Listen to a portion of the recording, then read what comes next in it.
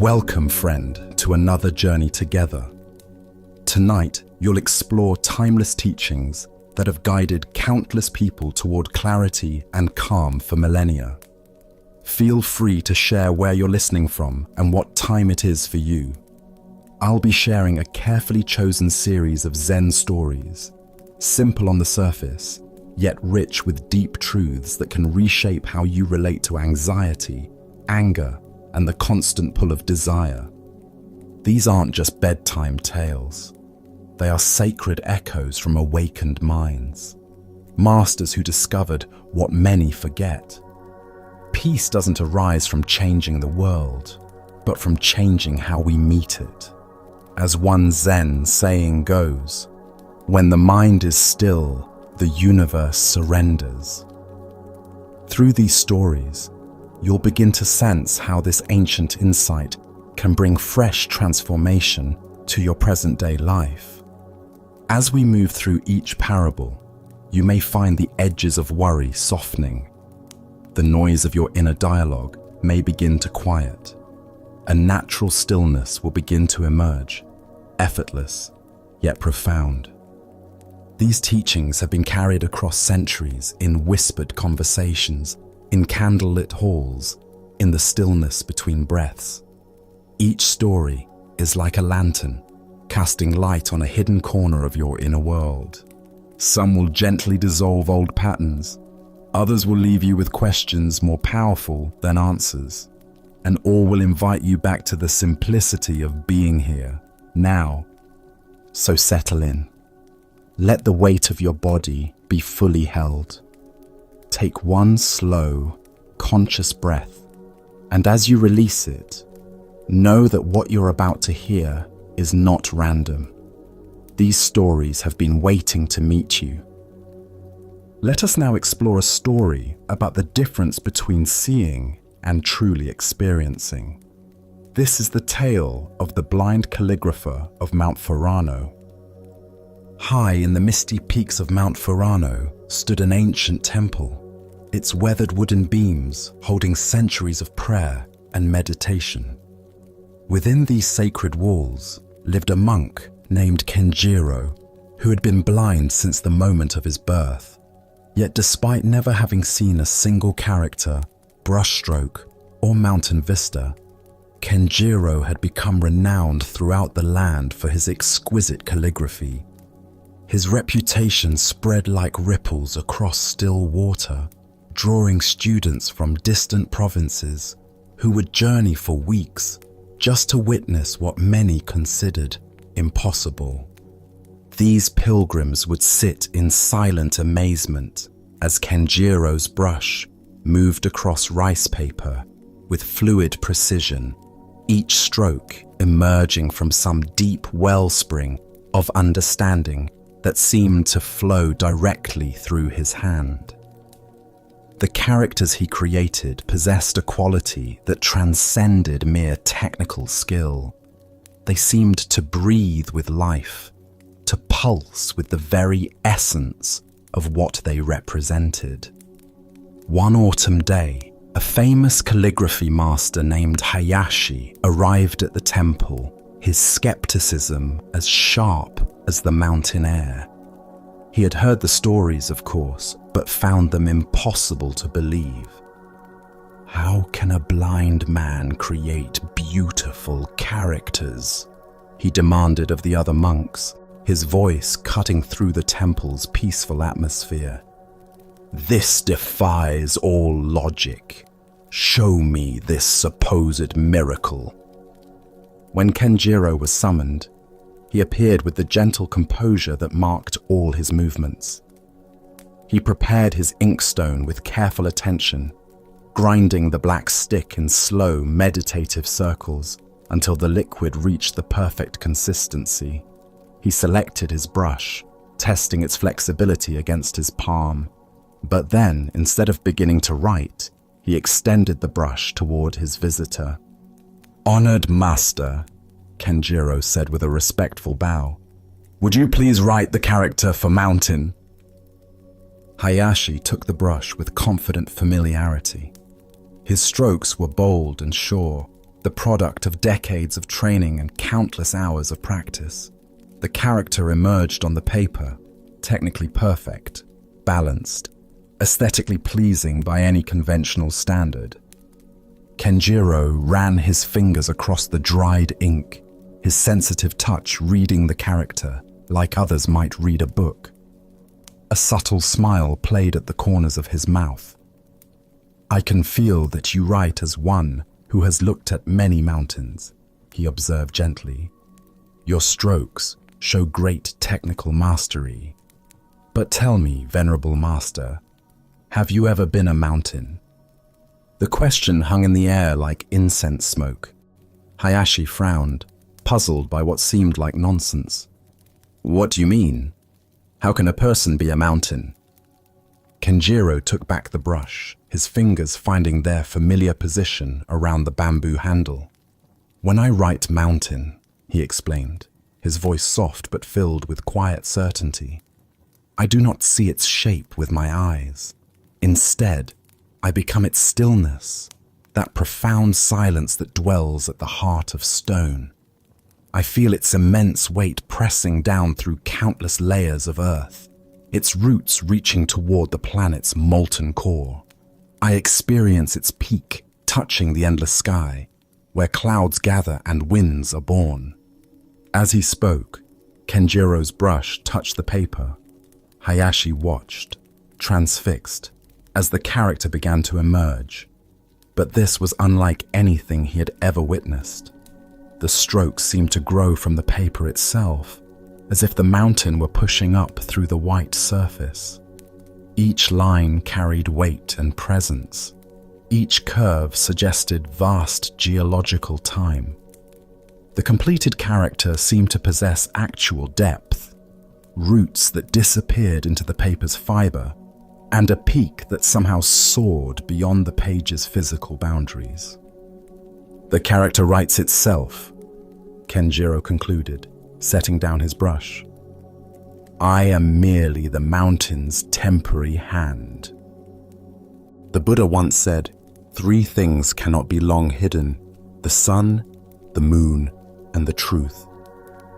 The deeper teaching here shows us that true mastery comes not from accumulating knowledge about something, but from dissolving the barriers between ourselves and direct experience. Why do we struggle so often with the difference between knowing about something and truly knowing it? Zen Buddhism reveals that our minds create a fundamental separation between observer and observed, between the one who experiences and what is experienced. This dualistic thinking becomes the veil between us and authentic understanding. We collect information, study techniques, and memorize facts, but remain distant from the living essence of what we're trying to comprehend. Consider how this pattern manifests in your daily life. You might know many facts about love, its chemical components, psychological effects, and social functions, yet still feel confused when facing your own heart's movements. You could study meditation techniques for years, understanding breathing patterns and posture guidelines, while missing the simple presence that breathes itself. You might analyze leadership principles and management theories without ever touching the natural authority that arises from genuine care and presence. The blind calligrapher represents what Zen calls beginner's mind, that quality of fresh, direct engagement, unfiltered by preconceptions. Because Kenjiro had never seen mountains, he wasn't trapped by visual memories or artistic conventions. His blindness became a doorway to a more intimate knowing, one that bypassed the analyzing mind and touched the mountain's essential nature. Zen master Dogen taught, "To study the Buddha way is to study the self. To study the self is to forget the self. This forgetting is not a loss, but a profound opening. When Kenjiro wrote, there was no separate self trying to create a mountain character. The boundaries dissolved, allowing mountain nature to express itself through his hand. This teaching invites us to examine our own relationship with mastery and understanding. Are you trying to know about your life, or are you willing to be your life? When you walk, can you become the walking? When you listen to music, can you dissolve into pure hearing? When you face a challenge, can you embody the solution rather than thinking about it? The Master Hayashi represents our conventional approach to skill development, accumulating technique, perfecting form, building expertise through repetition and analysis. This path has its place and value, but it can become a subtle trap if it keeps us on the surface of experience, admiring our own competence rather than surrendering to the deeper currents of creative expression. True mastery often involves a paradoxical letting go of what we think we know. The expert surgeon whose hands move with intuitive precision beyond conscious control. The musician who disappears into the music, allowing it to play itself. The parent who responds to their child's needs from love's natural wisdom, rather than parenting theories. Tonight, as you engage with whatever activity calls to you, can you experiment with Kenjiro's approach? Instead of trying to do something well, can you allow yourself to become what needs expressing? Can you write as the words themselves, walk as the path itself, love as love itself? As the Buddha taught, when you realize how perfect everything is, you will tilt your head back and laugh at the sky. The perfection lies not in our technique, but in our willingness to disappear into the truth of each moment, allowing life to express itself through us with the natural artistry that flows when the small self steps aside. Our next story reveals a profound truth about the nature of distraction and inner peace. This is the tale of the temple cat's teaching. At Shorenji Temple, nestled in a grove of ancient cedar trees where morning mist lingered like prayers made visible, the daily rhythm of monastic life flowed with the predictable regularity of seasons. Monks rose before dawn, moved through their morning chants, tended the temple gardens, and gathered twice daily for seated meditation in the main hall. This peaceful routine had continued unchanged for generations, creating an atmosphere of deep tranquility that visitors could feel the moment they passed through the temple gates. All of this serenity, however, was regularly disrupted by a single, rather rotund tabby cat named Tama. She had appeared at the temple several years earlier as a kitten, and the monks, following their practice of compassion toward all beings, had welcomed her as part of their community. But Tama had developed what could only be described as a peculiar and persistent habit. Whenever the monks settled into their meditation posture in the main hall, arranging their robes and quieting their minds for the sacred practice of zazen, Tama would make her entrance. She seemed to possess an uncanny ability to sense the exact moment when inner stillness was beginning to emerge. At that precise instant, she would pad into the hall on silent pause and begin her rounds. Sometimes she would weave between the sitting monks, her tail brushing against their faces. Other times, she would leap onto a lap, settling her considerable weight onto legs already numb from sitting. She had a particular fondness for knocking over the small wooden bowls of water placed near each meditation cushion, sending droplets across the polished floors. On especially disruptive days, she would bat at the hanging bell near the altar, setting it chiming at random intervals. The head monk, Aizen, found his patience wearing thin as each meditation session became an exercise in managing frustration rather than cultivating peace. His jaw would tighten when he heard Tama's paws on the wooden floor. His breathing would become shallow when she knocked over yet another water bowl. The very sight of the cat padding toward the meditation hall would send waves of annoyance through his carefully cultivated composure. Finally, Eisen could contain his exasperation no longer. He approached the abbot, an ancient man named Sorin, whose weathered face held the deep calm of decades spent in contemplative practice. "Venerable teacher," Eisen said, bowing deeply, "this cat makes proper meditation impossible. Every session becomes a circus of distraction.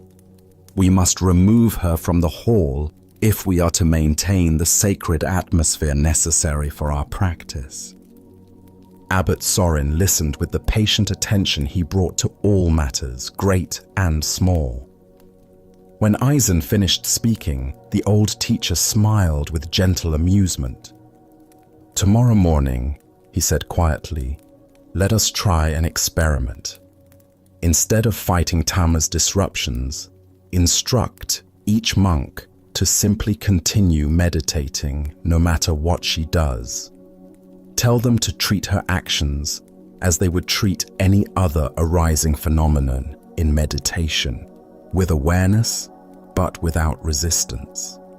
The next morning, as the pre-dawn gong signaled the beginning of meditation, Eisen shared the abbot's instructions with the assembled monks. Some looked skeptical, others resigned, but all settled into their sitting posture with a new kind of attention.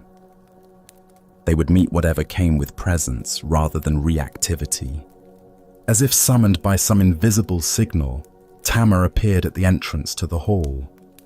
She began her usual routine, padding between the seated figures, investigating water bowls, exploring the familiar territory of disruption. But something remarkable happened. When she knocked over the first bowl, the affected monk simply continued breathing steadily, his posture unchanged. When she settled her weight onto another monk's lap, he remained perfectly still, neither welcoming nor rejecting her presence. Tama paused, seeming puzzled by the lack of reaction. She batted at a robe hem, no response. She knocked over another bowl. The monk didn't even open his eyes. She even managed to set the small altar bell chiming, but the gathered monks remained undisturbed, their attention resting in the vast stillness that held all sounds. After perhaps 10 minutes of this, something extraordinary occurred. Tama simply walked to a corner of the hall, circled 3 times, and curled up for a nap. For the remainder of the meditation period, the only sound was the gentle rhythm of her purring, which seemed to deepen rather than disturb the pervading silence. When the session ended, Abbot Sorin gathered the monks around him. "You see," he explained, his eyes twinkling with quiet joy, "Tama was never the distraction. Your reaction to Tama was the distraction. She was simply being a cat, following her nature, exploring her world, living in the present moment.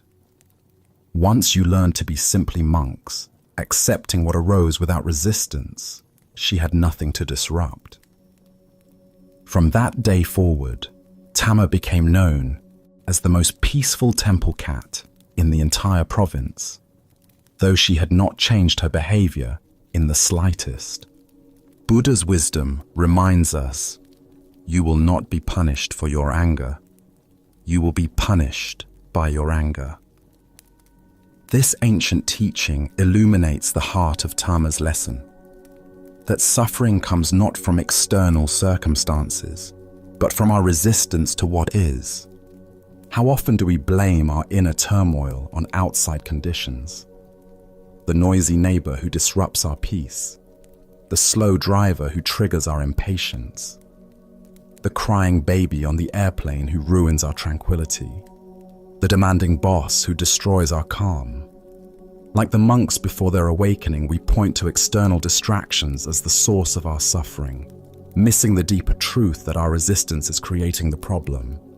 Zen Buddhism teaches that true peace is not the absence of disturbance, but the presence of equanimity in the midst of whatever arises. The Sanskrit word for this quality is sama, meaning equal or balanced. It describes a mind that remains steady, whether facing pleasure or pain, praise or blame, success or failure. This steadiness is not indifference or numbness.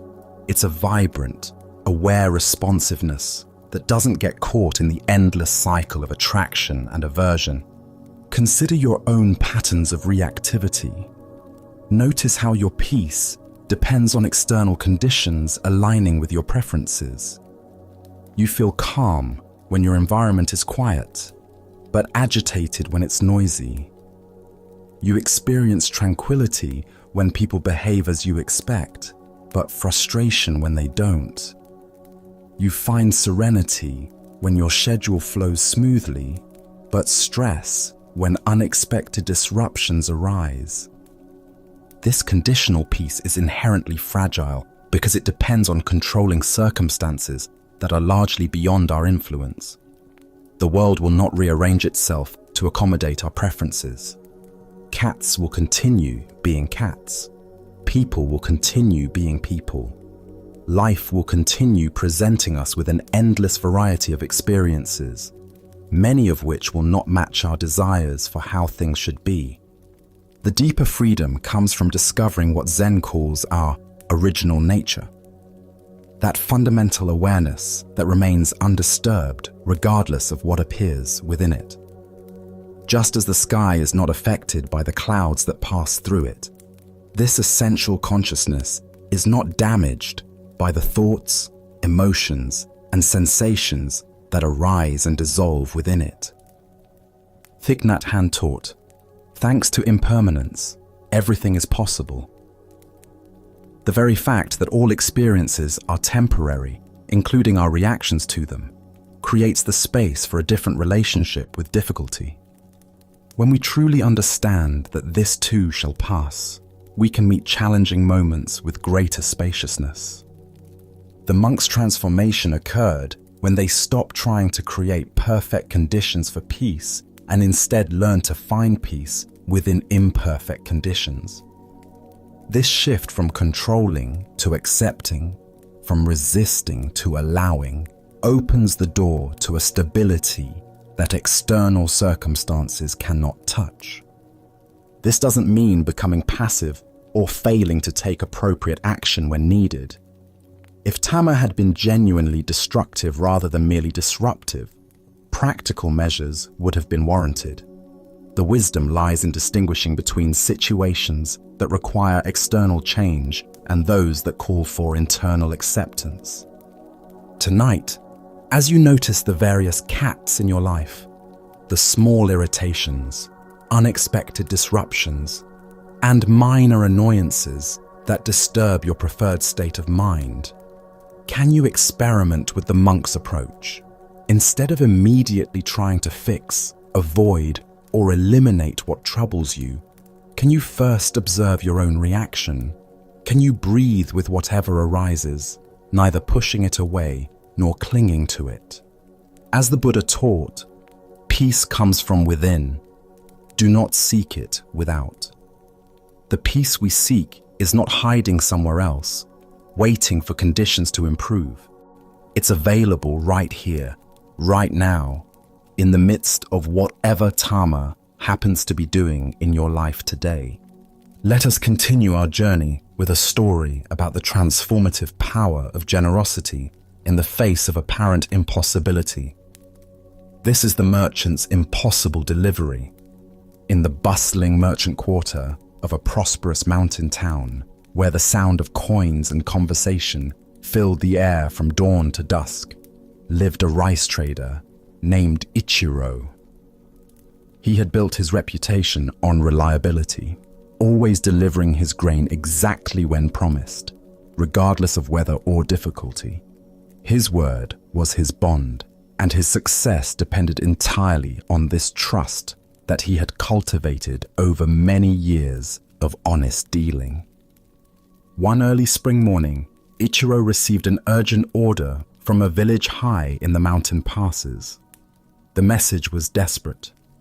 Their winter stores had run dangerously low due to an unexpected late frost that had destroyed much of their preserved food. They needed rice immediately, and they were willing to pay premium prices for fast delivery.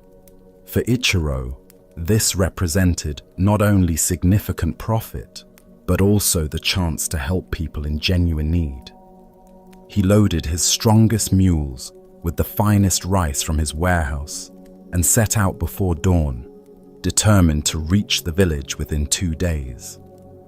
The mountain path was treacherous, but familiar. He had traveled it many times before.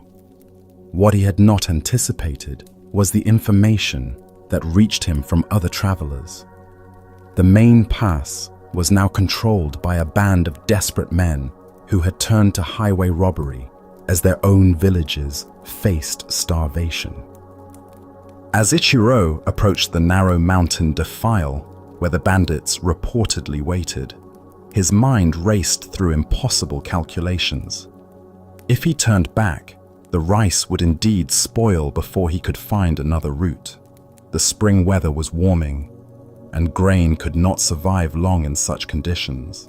The village people would starve, and his reputation would be destroyed. If he attempted to fight, he was one man against several, and he carried no weapons besides a small knife for cutting rope. Desperate and unsure, Ichiro made a decision that surprised even himself. He turned his mules around and rode back to the nearest town, where he sought out the local Zen master, Sengai, who was known for his practical wisdom and unconventional solutions to seemingly impossible problems. "Master," Ichiro said, bowing deeply before the simple wooden hut where Sengai lived, "I face a situation with no good solution. I have a delivery that must reach a village beyond the mountain pass, but bandits control the road. I cannot go around, as my rice will spoil in this warming weather. I cannot fight them, as I am one man alone. If I fail to deliver, people will starve and my livelihood will be destroyed. What should I do?" Master Sengai listened with the deep attention that he brought to all problems, great and small. He sat in silence for several long minutes, his weathered hands folded in his lap, his eyes gazing at something beyond the immediate situation. Finally, he looked up with eyes that sparkled with unexpected mischief. "Go to the pass at dawn tomorrow," he said simply. "When you encounter the bandits, bow respectfully and offer them half your rice as a gift for their hungry families." Ichiro felt his heart sink. "But master," he protested, his voice tight with anxiety, "if I give them half my load, I won't have enough rice to fulfill my contract with the village. They've already paid me, and they're depending on the full amount to survive until their next harvest. I'll be ruined financially, and people will still suffer from hunger." Master Sengai's expression remained serene. "Trust me," he said, with the quiet authority of one who had seen beyond the surface of many seemingly impossible situations. Though every practical instinct rebelled against this advice, Ichiro had heard enough stories of Sengai's wisdom to override his logical objections. Reluctantly, carrying a heart heavy with doubt, he returned to his mules and made camp near the pass, spending a sleepless night wrestling with the master's puzzling counsel. At dawn, with the early morning mist still clinging to the mountainsides, Ichiro approached the narrow defile where the road squeezed between towering rock walls.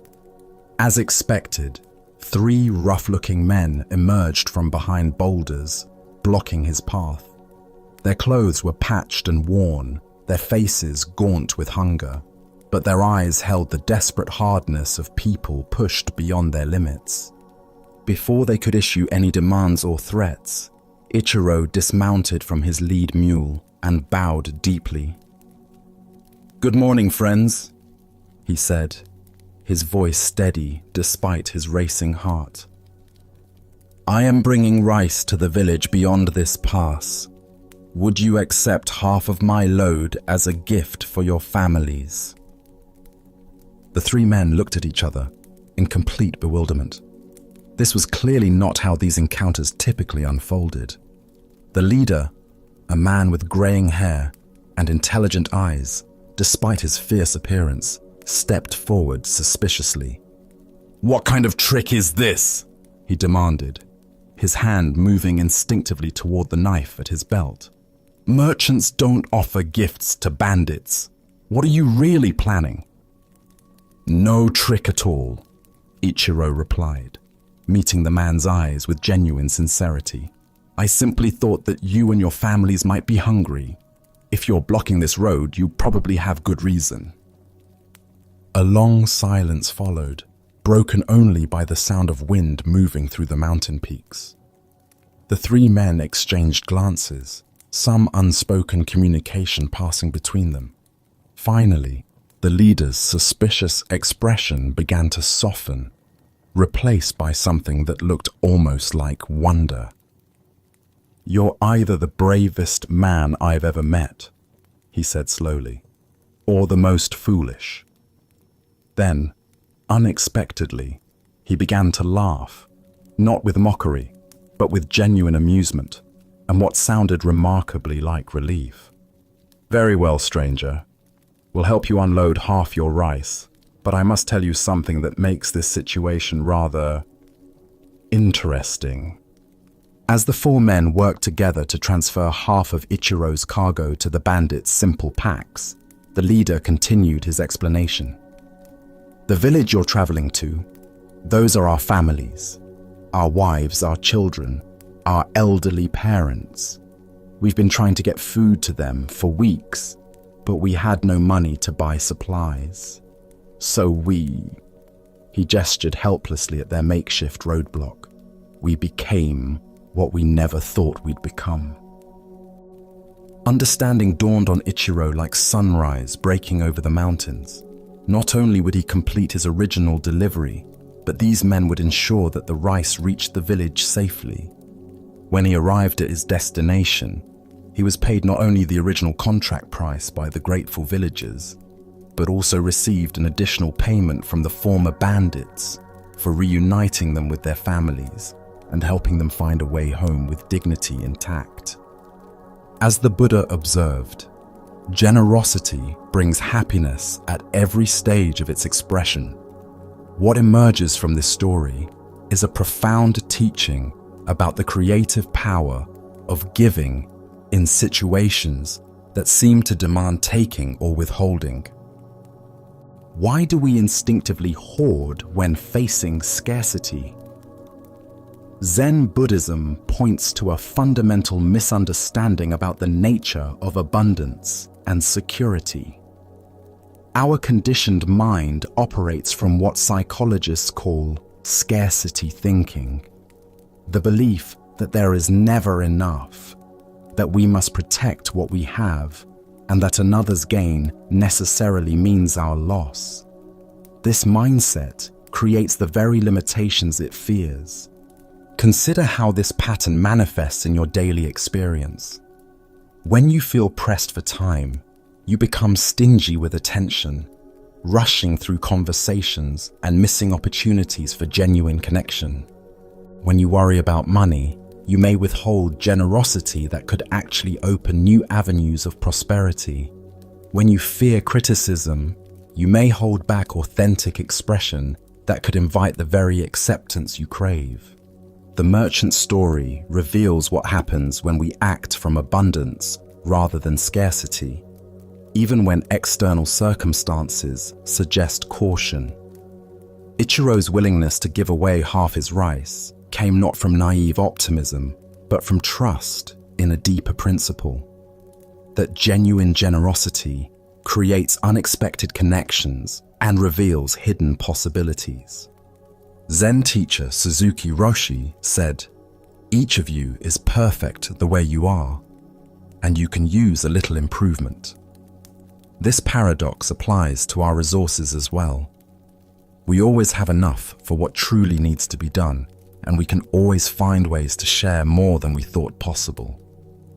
The bandits in this story represent the parts of ourselves and others that resort to taking strategies when giving seems impossible.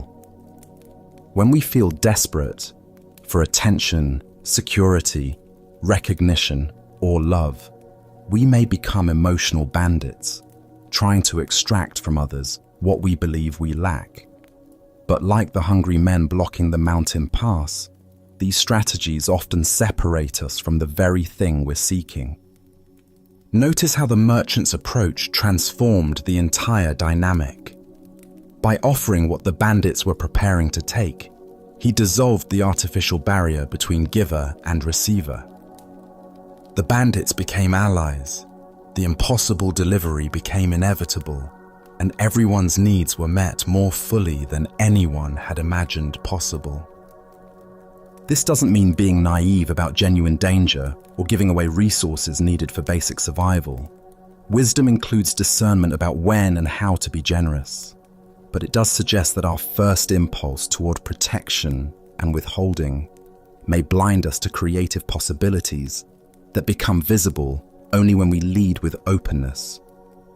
The Buddha taught, thousands of candles can be lighted from a single candle, and the life of the candle will not be shortened. Happiness never decreases by being shared. True abundance operates by different mathematics than scarcity. When we share attention, it multiplies. When we offer kindness, it returns magnified. When we give trust, it creates trustworthiness. Tonight, as you consider the impossible deliveries in your own life, the situations where you feel caught between competing demands, where resources seem insufficient for what's needed, can you ask yourself what gift might transform the dynamic? Instead of focusing on what you lack, what might you offer? Instead of protecting what you have, how might you share it in a way that creates new possibilities? As the Buddha said, give, even if you only have a little. Sometimes the smallest offering, made with genuine care, opens doorways that all our clever strategies could never unlock. Now, let us turn to a tale about the paradox of not knowing and true understanding. This is the story of the student who forgot to learn.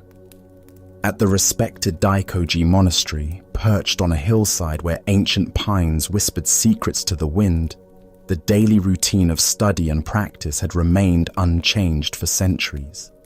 Young monks arrived eager to absorb the profound teachings of Zen Buddhism, their minds hungry for the wisdom that would lead them to enlightenment.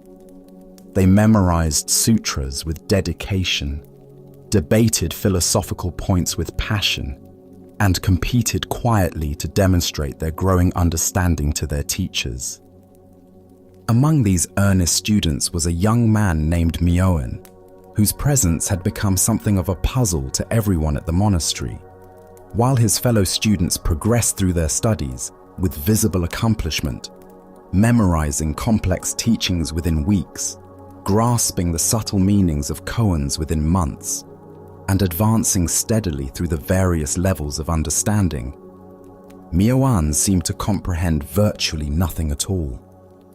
After 3 full years of instruction, he still struggled with concepts that newcomers mastered in their first month. When asked to recite basic sutras, he would stumble over words he had heard hundreds of times. When presented with simple koans meant to provoke insight, he would sit in bewildered silence, apparently unable to penetrate even their most obvious layers of meaning. His notebooks remained nearly empty, not from laziness, but because he seemed genuinely unable to grasp what others found elementary. The other students, initially sympathetic to his struggles, gradually began to whisper among themselves with a mixture of pity and disdain. "How can someone be so incredibly dense?" they would murmur during their evening meals. "He's been here longer than any of us, sitting through the same teachings day after day, yet he knows less than the newest arrival. Perhaps he simply lacks the intellectual capacity for this path." Some suggested privately that Myoan should be encouraged to leave the monastery and find a simpler life more suited to his apparent limitations. His very presence seemed to slow down the serious business of spiritual education, and his blank stares during lectures created an uncomfortable atmosphere for students genuinely trying to learn. The teaching master, however, showed infinite patience with Myoan's apparent slowness. There was something in the young man's sincere effort, his consistent attendance, and his humble acceptance of his seeming failures that prevented the teacher from giving up on him entirely. Perhaps, the master thought, some students simply needed more time to ripen into understanding. One afternoon, during a particularly advanced lecture on the profound subject of Buddha mind, that fundamental awareness that Zen teachings point toward as our essential nature, the master was explaining the subtle distinctions between ordinary consciousness and enlightened awareness. The concepts were complex, involving paradoxes that challenged even the brightest students' comprehension. As the master spoke about the elusive nature of mind itself, describing how it cannot be grasped or located yet, is intimately present in every moment of experience, the room filled with the intense concentration of students straining to understand. Some took copious notes, others sat with furrowed brows, wrestling with the philosophical implications, and a few nodded knowingly, as if they had grasped the teaching's deeper significance. In the midst of this intellectual intensity, Myoan slowly raised his hand, something he rarely did, perhaps from embarrassment about his inevitable confusion. The room fell silent as all eyes turned toward him, expecting another demonstration of his fundamental misunderstanding. "Master," Myoan said, his voice carrying its usual tone of genuine puzzlement, "I must confess something. I don't understand what Buddha mind is supposed to be, despite all your patient explanations. But I've noticed something rather strange over these past 3 years. When I try to find my own mind, this thing that everyone talks about so much, I can't seem to locate it anywhere at all. I've looked for it everywhere, but it never appears. Is this a serious problem with my practice?" The room became so quiet that the sound of wind through the pine trees outside seemed thunderous. The master stared at Myoan for what felt like an eternity, his expression shifting through surprise, recognition, and finally something that looked remarkably like joy. Then, suddenly and unexpectedly, the master began to laugh. Not the polite chuckle of social courtesy, but deep, spontaneous laughter that seemed to bubble up from some profound source of delight. The other students exchanged bewildered glances, unsure whether this was another example of Myoan's hopeless confusion or something else entirely. "You magnificent fool!" the master exclaimed, his eyes bright with tears of laughter. "You've been enlightened for 3 years and too wonderfully simple to notice it. While everyone else has been filling their minds with concepts about awakeness, you've been directly experiencing the very thing they're thinking about." The master turned to address the assembled students, his voice filled with amazement. What Myoan has stumbled upon through his beautiful simplicity is the direct realization that mind cannot be found as an object precisely because you are mind itself. He's been living in the very awareness that all our words and concepts can only point toward. The other students sat in stunned silence as the implications sank in. While they had been accumulating knowledge about enlightenment, debating theories about Buddha nature, and trying to achieve some special state of understanding, Myoan had accidentally stumbled into the immediate recognition of what they were all seeking. He became the first student in the monastery's long history to receive Dharma transmission, the formal acknowledgement of enlightenment, without having any idea what it was. Ancient Buddhist wisdom tells us, in the beginner's mind there are many possibilities, but in the expert's mind, there are few. Here we discover one of Zen's most profound paradoxes, that not knowing can be a more direct path to truth than accumulating knowledge. Why do we assume that understanding requires filling our minds with information? Our educational conditioning teaches us that ignorance is a problem to be solved through gathering facts, concepts, and theoretical frameworks. While this approach serves us well in many practical areas, it can become a subtle obstacle when applied to the direct recognition of our own essential nature. Consider how this pattern shows up in your spiritual seeking. You might read countless books about meditation without ever settling into simple presence. You could study various philosophies of happiness while missing the contentment available in this ordinary moment. You may analyze relationship advice endlessly while overlooking the love that flows naturally when you stop trying to figure it out. Zen master Huangpo taught, "The foolish reject what they see, not what they think. The wise reject what they think, not what they see." Myoan's foolishness was actually profound wisdom.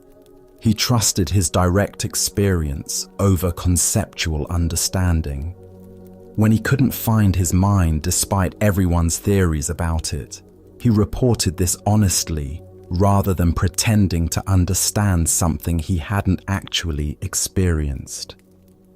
The other students represent our usual approach to learning, accumulating information, comparing our progress to others, and trying to achieve something we imagine we lack. This comparative mind inevitably creates suffering because it assumes that enlightenment is something to be gained rather than something already present to be recognized. What made Myoan's realization possible was his complete absence of spiritual ambition. He wasn't trying to become enlightened, demonstrate his understanding, or impress anyone with his insights. His very failure to grasp concepts created a spaciousness where direct experience could emerge naturally. This teaching doesn't advocate for intellectual laziness or dismiss the value of study. Rather, it points to the difference between knowledge that connects us more deeply with reality and knowledge that separates us from it. The former serves awakening. The latter can become a substitute for it. Notice in your own experience how the mind's constant commentary can obscure simple presence. When you watch a sunset, are you enjoying the colors and light? Or are you thinking about sunsets? When you're with someone you love, are you present with them or analyzing the relationship? When you sit quietly, are you experiencing the silence or having thoughts about meditation? The Buddha said, "It is better to travel well than to arrive." Myoan was traveling well without knowing he had already arrived. His willingness to remain in not knowing, to keep looking without finding, to stay curious without reaching conclusions, created the very openness that is enlightenment itself. Modern spiritual seeking often resembles the other students' approach, trying harder, studying more, practicing complex techniques, and measuring progress against imagined standards. But what if the very effort to become someone else, even a more enlightened someone, is moving you away from recognizing who you already are? Tonight, as you sit with whatever questions occupy your mind, can you appreciate Myoan's gift of not knowing? Instead of trying to figure everything out, can you rest in the mystery of your own immediate experience? Can you notice what's present when you're not trying to understand it, improve it, or solve it? As the Buddha taught, do not believe in anything simply because you have heard it, but after observation and analysis, when you find that anything agrees with reason and is conducive to the good and benefit of one and all, then accept it and live up to it. The deepest truth often reveals itself not through complex analysis, but through the simple willingness to see what's actually here, beyond all our ideas about what should be here. As we continue our journey through the wisdom of Zen Buddhism, let us explore a story about the unexpected teachings that arise from complete authenticity. This is the innkeeper's Zen. At a busy crossroads where mountain paths converged from all four directions, there stood a modest inn that served travelers making their way between distant villages. The location was ideal for business. No one could avoid passing this way when journeying through the region, but the inn's reputation was complicated by its owner's notorious temperament. Fujiwara, the innkeeper, was known throughout the area for his absolutely terrible disposition. He seemed to take personal offense at the very existence of his guests, greeting late arrivals with streams of curses and complaints. If someone knocked on his door after what he considered a reasonable hour, he would fling it open and immediately begin shouting about inconsiderate travelers who had no respect for hard-working innkeepers. If guests dared to rise early and disturb his morning routine, he would berate them for making noise and disrupting the peace of his establishment.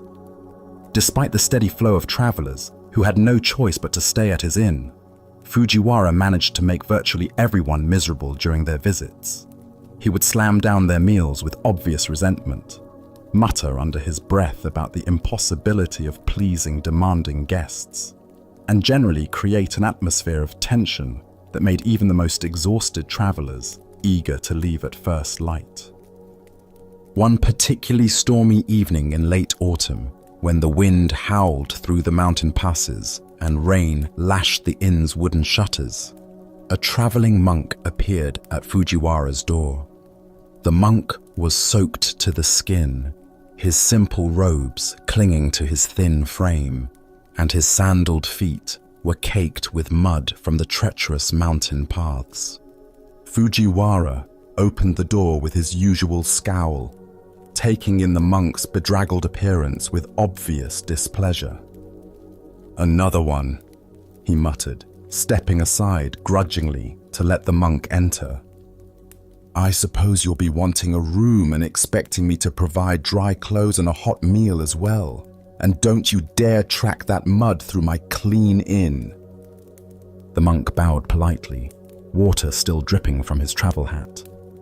"Thank you for your kindness in providing shelter on such a difficult night," he said with genuine gratitude, which only seemed to irritate Fujiwara further. "Kindness!" Fujiwara snorted. "This is business, not kindness. And don't expect breakfast in the morning. I'm not running a charity for wandering monks." He showed the monk to a small room, continuing his litany of complaints about inconsiderate guests, terrible weather, and the general impossibility of running an inn when people insisted on traveling during storms. Throughout the night, the monk lay on his thin sleeping mat listening to Fujiwara's voice, carrying through the inn's wooden walls. The innkeeper seemed to be having loud, angry conversations with the storm itself, cursing the wind for rattling his shutters, shouting at the rain for driving against his roof, and generally expressing his fury at the weather's complete lack of consideration for his comfort and peace of mind. The next morning, as the storm began to clear and pale sunlight filtered through the clouds, the monk came to settle his bill. Fujiwara was already in a foul mood, having apparently spent a sleepless night battling the elements through sheer force of complaint. "I must tell you something before I continue my journey," the monk said, bowing deeply to the surprised innkeeper. "You are a remarkable teacher, and I am grateful for the profound lesson you shared with me last night. Fujiwara stared at him in complete bewilderment. "Teacher," he scoffed, his voice filled with irritation. "I'm an innkeeper, not a teacher. I don't know anything about Buddhism or philosophy or whatever it is you monks study. I just run this inn and try to deal with impossible guests and terrible weather." The monk smiled with the gentle joy of someone who had received an unexpected gift. "Last night, as I listened to you shout at the storm, curse at the wind, and rage at the rain, I realized something quite profound. The storm didn't become angry in return. The wind didn't argue back or defend itself. The rain didn't take offense at your complaints or try to justify its behavior. All of these natural forces simply continued being themselves, doing exactly what they do, completely unaffected by your emotional responses to them." The monk paused, allowing his words to settle before continuing. "You showed me that anger is just weather passing through the human heart. It doesn't change the essential nature of anything. The storm remained a storm, the wind remained wind, and the rain remained rain, regardless of your feelings about them. And you remained fundamentally yourself, a decent man providing shelter to travelers, even while experiencing and expressing your frustration." Fujiwara frowned, struggling to understand what the monk was suggesting. "But I was just angry.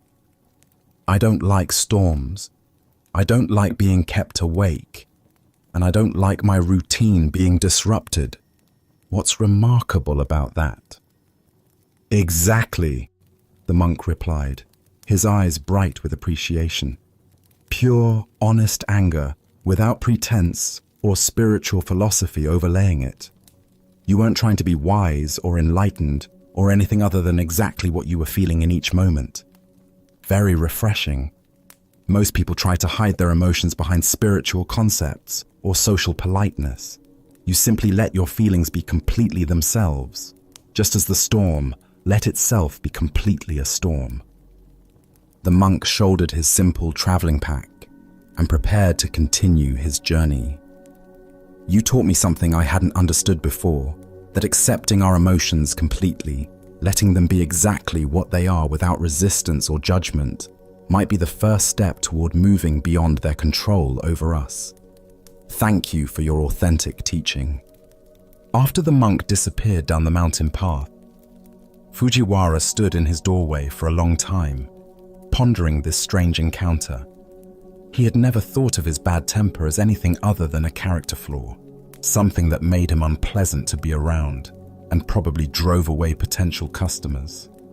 But something remarkable began to happen in the weeks that followed.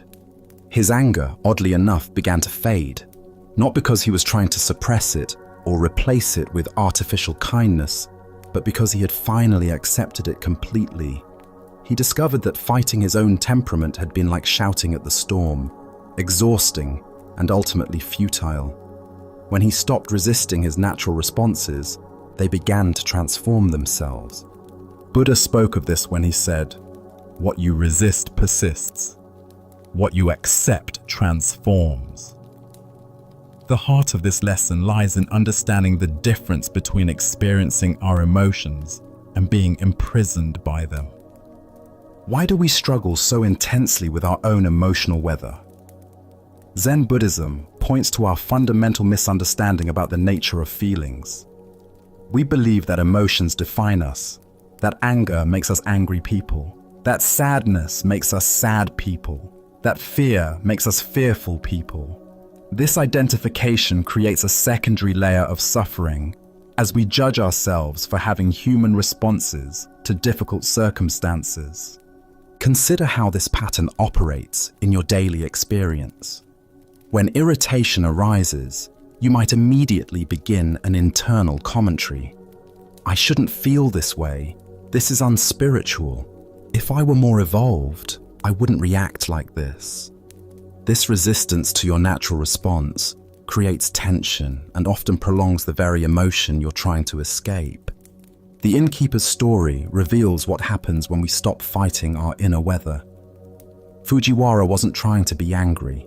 He simply was angry, and he expressed it without the additional layer of self-judgment that usually accompanies unwanted emotions. Paradoxically, this complete acceptance created the spaciousness for natural transformation. Zen teacher Pema Chodron says, "You are perfect as you are, and you could use a little improvement." This isn't a contradiction, but a recognition that genuine transformation begins with radical self-acceptance. We can't change what we're unwilling to acknowledge, and we can't heal what we're constantly fighting. The monk's wisdom lay in recognizing that the innkeeper's authenticity was actually a form of unconscious teaching. In our culture, we often mistake emotional control for spiritual maturity, but true freedom might be found in letting our feelings be completely themselves while remaining aware that we are the spacious awareness in which they appear and disappear. This doesn't mean indulging every emotional impulse or using our feelings as an excuse to harm others. Wisdom includes knowing when and how to express emotions appropriately, but it does suggest that our first relationship with difficult emotions should be acceptance rather than resistance.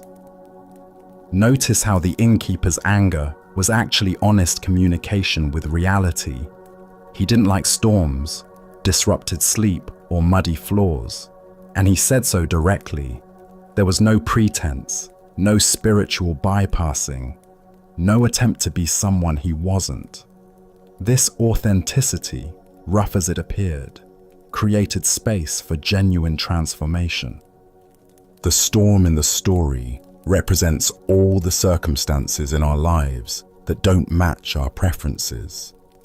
The weather of job stress, relationship conflicts, health challenges, financial pressures, and countless daily irritations that trigger our emotional responses. Like the natural storm, these situations often have their own logic and timing that exists independently of our feelings about them. The Buddha taught, "Hatred does not cease by hatred, but only by love. This is the eternal rule." But this love begins with loving acceptance of what we actually feel, not with trying to manufacture feelings we think we should have. The innkeeper's transformation began when he stopped hating his own anger. Tonight, as you notice whatever emotional weather is moving through your inner landscape, perhaps frustration with how slowly things are changing, anxiety about future challenges, or sadness about past losses, can you experiment with Fujiwara's accidental wisdom? Instead of trying to fix, improve, or spiritualize your feelings, can you let them be exactly what they are? Can you meet your own humanity with the same patience you might show to a storm passing through? As the Buddha said, the way is not in the sky, the way is in the heart. Sometimes the most direct path to peace runs straight through the center of our unpeaceful feelings, not around them. In accepting our inner storms completely, we discover the vast, calm awareness that remains undisturbed by any weather. Now, let us explore a story about recognition and the wisdom hidden in plain sight. This is the lesson of the visitor and the holy man. Word had spread throughout the countryside about a remarkable holy man who possessed extraordinary wisdom and spiritual power. People said he could answer any question, solve any problem, and provide guidance that would transform the most troubled life. He lived, according to these stories, in a simple house high atop a mountain, far from the distractions and corruptions of ordinary village life. A man from the valley below had been struggling with a persistent problem that seemed to have no solution. He had tried everything he could think of, consulting friends, seeking advice from local elders, even visiting other teachers. but nothing had brought him the clarity or peace he desperately sought. When he heard about the holy man on the mountain, he knew he had to make the journey, no matter how difficult it might be. The path up the mountain was steep and treacherous. The man climbed for hours under the burning sun, his feet growing sore, his breathing labored, his water supply dwindling, but his determination never wavered. He was certain that once he reached the top and met this legendary figure, all his troubles would be resolved through the holy man's superior wisdom and spiritual insight. Finally, after a grueling climb that left him exhausted and dusty, he reached the simple house at the mountain's peak. The structure was modest and weathered, exactly what he had expected for someone who had transcended worldly concerns. He approached the door with a mixture of anticipation and reverence, preparing himself to meet someone who possessed wisdom far beyond that of ordinary people. When he knocked, an elderly servant answered. The man was plain and unremarkable, his clothes simple, his manner humble, his appearance entirely ordinary.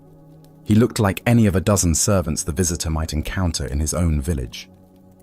"I would like to see the wise holy man," the visitor said, barely glancing at the servant as he spoke. His eyes were already searching past the old man into the house, eager to catch a glimpse of the extraordinary being he had climbed so far to meet. The servant smiled warmly and gestured for him to enter. "Please, come inside," he said gently, leading the way through the modest dwelling. As they walked through the house, the visitor looked around eagerly, his heart racing with anticipation. He examined every room they passed, searching for signs of the holy man's presence, perhaps special robes, sacred objects, or an aura of otherworldly peace. The servant continued to guide him quietly through the simple rooms, past basic furnishings and ordinary household items. Before the visitor quite realized what was happening, they had walked through the entire house and arrived at the back door. The servant opened it and gestured toward the path that led back down the mountain. The visitor stopped abruptly, confusion and disappointment washing over him. "Wait," he said, turning to face the servant with growing frustration. "I didn't come all this way to be escorted through an empty house. I want to see the holy man. Where is he?" The old servant's smile deepened, and his eyes twinkled with gentle amusement. "You already have seen him," he said quietly. "But, more importantly, I have a teaching for you that will solve whatever problem brought you here today." The visitor stared at him, not understanding. This ordinary old man couldn't possibly be the legendary holy figure he had heard about. Where was the radiant presence, the obvious signs of spiritual attainment, the dramatic wisdom that everyone talked about? "Here is the teaching," the servant continued, his voice soft but carrying absolute conviction. "Everyone you meet in life, even if they appear plain and insignificant to you, see each of them as a wise, holy man or woman. If you can do this, if you can truly see the sacred in every person you encounter, then whatever problem you brought here today will be solved." Buddha's wisdom tells us, if you want to know your past, look at your present condition. If you want to know your future, look at your present actions. This tale unveils the profound truth that we find what we're prepared to see, and our capacity for recognition determines what wisdom becomes available to us. Why do we search for the sacred in special places and extraordinary people, while overlooking the wisdom that surrounds us every day? Zen Buddhism points to our conditioning that associates spiritual truth with dramatic appearances, exotic circumstances, and obviously impressive figures. But the deepest teachings often come disguised as the most ordinary encounters. The visitor's problem wasn't really the external difficulty that brought him to the mountain. His deeper problem was his inability to recognize wisdom when it didn't match his preconceptions. He was so focused on finding someone who looked like his idea of a holy man that he almost missed the actual holy man standing right in front of him. Consider your own daily interactions. How often do you dismiss people because they don't seem impressive, educated, or obviously wise? The checkout clerk who greets you with genuine warmth, the janitor who works with quiet dignity, the child who asks innocent but profound questions. Any of these encounters might offer exactly the insight you need if you're prepared to receive it. This teaching transforms how we move through the world. Instead of searching for wisdom in special places or waiting for obviously enlightened teachers to appear, we begin to approach every person as a potential source of insight. The homeless person on the street, the difficult co-worker, even the family member who annoys us. Each becomes a teacher when we're ready to learn. Zen Master Dogen taught, to study the Buddha way is to study the self. To study the self is to forget the self. When we truly see others as sacred, we naturally forget our own ego's need to feel superior or special. The visitor's disappointment came from his attachment to being someone who had access to exclusive wisdom rather than someone who could recognize wisdom everywhere. The Buddha said, "Thousands of candles can be lighted from a single candle, and the life of the candle will not be shortened.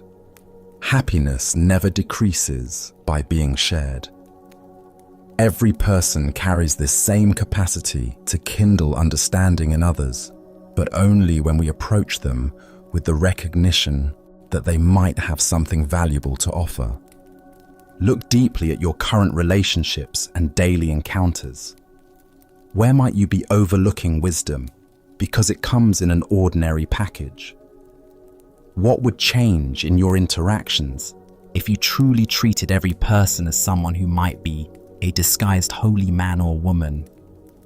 Tonight, as you consider the various people in your life, family members, colleagues, strangers you encounter, can you practice the holy man's teaching? Can you look past surface appearances and social roles to see the deeper wisdom that every conscious being carries? Can you approach tomorrow's interactions with the recognition that your next teacher might be standing right in front of you, waiting to be seen? As the Buddha observed, in the sky, there is no distinction of east and west. People create distinctions out of their own minds and then believe them to be true. The distinction between holy and ordinary, wise and simple, teacher and student exists primarily in our own minds. When we learn to see past these artificial categories, we discover that wisdom is everywhere, waiting patiently for our recognition. Now, let us explore a Zen story about the irreplaceable nature of direct spiritual transmission. This is the tale of Bankei and the messenger. In the bustling capital city, where merchants haggled in crowded marketplaces and scholars debated in tea houses, the renowned Zen master Bankei had completed another period of teaching at one of the great temples. Known throughout the region for his profound insight and ability to point students directly toward their Buddha nature, Bankei maintained a simple practice of traveling between temples, offering instruction wherever sincere students gathered. As the master prepared to depart for his next destination, carefully folding his few possessions into a traveling bundle, a well-dressed gentleman approached him with urgent politeness. The man's fine silk robes and careful manner suggested someone accustomed to moving in aristocratic circles, likely a retainer or aide to one of the noble families that supported the temple. "Venerable master," the gentleman said, bowing deeply, "I come with a request from the Baron, a man of great learning and sincere interest in your teachings. He has heard of your wisdom and wishes desperately to meet with you personally. but urgent matters have detained him today. Would you consider postponing your departure by 1 day so that he might have the honor of studying with you tomorrow?" Bankei, despite his eagerness to reach the next temple where students awaited him, recognized the genuine need in the request. The path of a teacher required flexibility and compassion, even when inconvenient. "Of course," he replied simply. "I shall remain 1 more day." The master unpacked his bundle and settled back into the temple quarters, spending the evening in quiet meditation and preparation for what he anticipated would be a meaningful encounter with a sincere seeker. He had met many nobles over the years who approached Zen with genuine humility despite their worldly status, and he looked forward to offering whatever guidance might be helpful. The next morning arrived with clear skies and the sound of temple bells calling the community to meditation. Bankei waited in his designated meeting room as the appointed time approached. But instead of the Baron himself, the same well-dressed gentleman appeared again, this time with obvious embarrassment written across his features. "Master," the man began, his voice heavy with apology, "I bring regrettable news. The Baron was called away on urgent business that could not be delayed, matters of state that demanded his immediate attention. However, he has not forgotten his desire for your teaching. He has asked me to serve as his representative, to receive your instruction on his behalf, and carry your wisdom back to him faithfully." The gentleman paused, clearly hoping this arrangement would prove acceptable. "The Baron's specific question concerns the nature of mind itself. He wishes to understand what is the true nature of consciousness and how can one realize it directly. If you would share your teaching on this matter, I promise to convey every word exactly as you speak it." Bankei listened to this request with gentle attention, his expression remaining calm and compassionate. When the gentleman finished speaking, the master sat quietly for a moment, as if considering not just the question, but the entire situation, the absent seeker, the well-intentioned messenger, and the profound impossibility of what was being asked. Finally, Bankei spoke with characteristic simplicity and directness. "This matter of Zen is difficult to convey even through direct question and answer, between teacher and student meeting face to face. It becomes all the more difficult, indeed impossible, to transmit through a messenger, no matter how sincere or capable that messenger might be." Having delivered this response, the master said nothing more. He simply sat in silence, embodying the very teaching he had just articulated. The gentleman waited, perhaps expecting elaboration or alternative suggestions, but none came. Eventually, finding himself speechless and somewhat confused, the gentleman bowed politely and withdrew from the temple. The Buddha once said, "Be a lamp unto yourself." This profound truth reveals itself in Bankei's gentle but firm refusal to reduce Zen wisdom to a message that could be carried by proxy. Spiritual awakening cannot be transmitted second-hand because it is not information, but transformation. Why do we often approach spiritual learning as if it were academic knowledge that can be collected and conveyed through intermediaries? Zen Buddhism teaches that awakening is not a concept to be understood, but a reality to be directly experienced. Like the taste of water to someone who is thirsty, it cannot be adequately described. It must be experienced firsthand. The Baron's question about the nature of consciousness reveals our typical approach to spiritual inquiry. We want to understand awareness intellectually, to grasp it conceptually, to possess it as knowledge. But consciousness cannot be made into an object of study because it is the very subject doing the studying. It's like trying to see your own eyes without a mirror. The seeing itself, is what you are trying to see. Consider how often throughout your day you might approach spiritual wisdom as information to be collected, rather than truth to be embodied. We read books about meditation instead of meditating. We study descriptions of enlightenment instead of investigating our present experience. We seek answers about the nature of mind instead of directly examining what we call mind right now. Zen master Dogen taught, "To study the Buddha way is to study the self. To study the self is to forget the self." This paradox points to the heart of why spiritual transmission requires direct engagement. The self that wants to understand Buddhism intellectually is the very construction that must be seen through. This seeing through happens not through accumulating knowledge, but through intimate investigation of immediate experience. The messenger in the story represents our own tendency to approach awakening indirectly. We want to understand consciousness from a safe distance, maintaining the illusion that we are separate observers studying an object called awareness. But awareness is what we are, not what we have.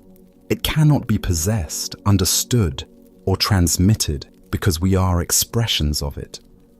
Bankei's silence after his brief explanation was itself a teaching. In Zen, silence often conveys what words cannot. The gaps between thoughts, the space between breaths, the awareness in which all experiences arise. These cannot be captured in language, but can be directly recognized when we stop trying to grasp them conceptually. This doesn't mean spiritual teaching is impossible or that teachers serve no purpose. Rather, it means that authentic teaching points students toward their own direct experience, rather than providing second-hand descriptions of someone else's realization. The teacher's role is not to deliver enlightenment, but to create conditions where students might recognize what they already are. Tonight, as you experience the simple fact of being conscious, aware of these words, aware of your body, aware of the space in which thoughts and sensations appear, can you investigate this awareness directly rather than through concepts? Can you be present to your experience rather than trying to understand it through someone else's descriptions? As the Buddha taught, work out your own salvation with diligence. The path to freedom cannot be walked by proxy. It requires your own feet, your own breath, your own willingness to look directly at what you have always been but perhaps never clearly seen. Our next story reveals the profound difference between spiritual performance and authentic understanding. This is the teaching of the head that wished to be severed. In the great monastery of Chao Chu, where hundreds of monks gathered daily for meditation and study, the morning routines followed ancient rhythms. After the pre-dawn sitting, as the first light touched the mountain peaks surrounding the monastery, monks would disperse to their various duties, some to the gardens, others to the kitchens, still others to copying sacred texts or maintaining the buildings. One particular morning, the venerable abbot Chao Cho made his customary walk through the monastery grounds, checking on the well-being of his students and the condition of their practice. His presence was both gentle and penetrating. Monks never knew when their most casual words might become profound teachings, or when their deepest spiritual insights might be revealed as mere intellectual concepts. As he passed behind the main meditation hall, a building where the community gathered twice daily for silent sitting, the abbot noticed a young monk sitting alone in the shadow of the wooden structure. The monk appeared to be engaged in some form of practice, though he was apart from the scheduled community activities. "Brother," Chao Cho called softly, approaching with the quiet steps that had become second nature through decades of mindful walking. "Where have all the virtuous ones gone?" The question seemed simple enough. almost like casual conversation. But those familiar with Cao Chou's teaching style recognize the subtle depth in his inquiry. Was he asking about physical location, spiritual attainment, or something else entirely? The young monk looked up with an expression of confident understanding. He had been at the monastery for several years and prided himself on grasping the essential points of Zen teaching. This seemed like an opportunity to demonstrate his comprehension of the Dharma. "They have all gone to work," the monk replied matter-of-factly, gesturing toward the various parts of the monastery where his brothers were engaged in their daily tasks. His tone suggested that the answer was obvious. Virtuous people naturally engage in productive activity rather than sitting idle. What happened next shocked the young monk completely. Without warning, Cao Chou reached into the folds of his robe and produced a sharp knife, its blade gleaming in the morning sunlight. But instead of threatening the monk, the abbot did something far more unsettling.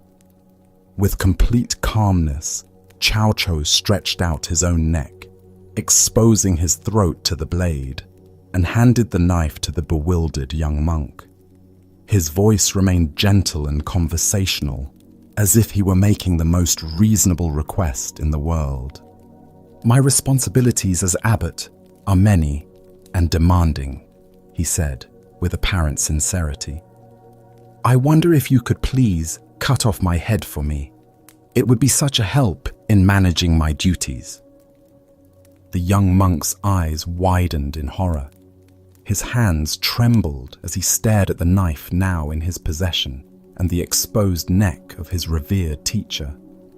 Everything about the situation contradicted his understanding of proper monastic behavior, spiritual teaching, and basic human decency. Unable to comprehend what was being asked of him or why, unable to see past the literal surface of the abbot's request to any deeper meaning, the terrified monk dropped the knife and ran.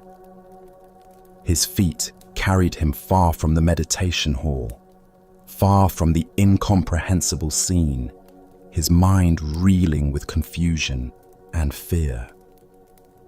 Cao Chou calmly picked up the fallen knife, tucked it back into his robe, and continued his morning walk with the same peaceful demeanor he had maintained throughout the entire encounter. As the Buddha observed, it is better to travel well than to arrive. What emerges from this story is a teaching about the vast difference between intellectual understanding and genuine realization. Why do we so often mistake conceptual knowledge for authentic wisdom? Zen Buddhism reveals that our thinking mind loves to collect spiritual ideas and organize them into neat categories, creating the illusion of understanding without the transformative experience of direct insight. The young monk's response, "They have all gone to work," represents the kind of dualistic thinking that separates spiritual practice from ordinary activity.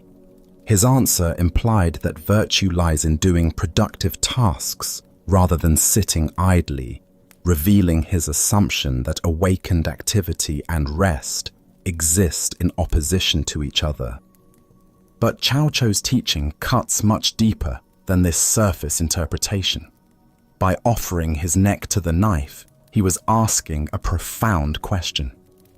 If the monk truly understood that all the virtuous ones had gone to work, what work was most essential? If responsibility truly mattered, what was the most compassionate response to suffering? Look deeply at your own spiritual assumptions.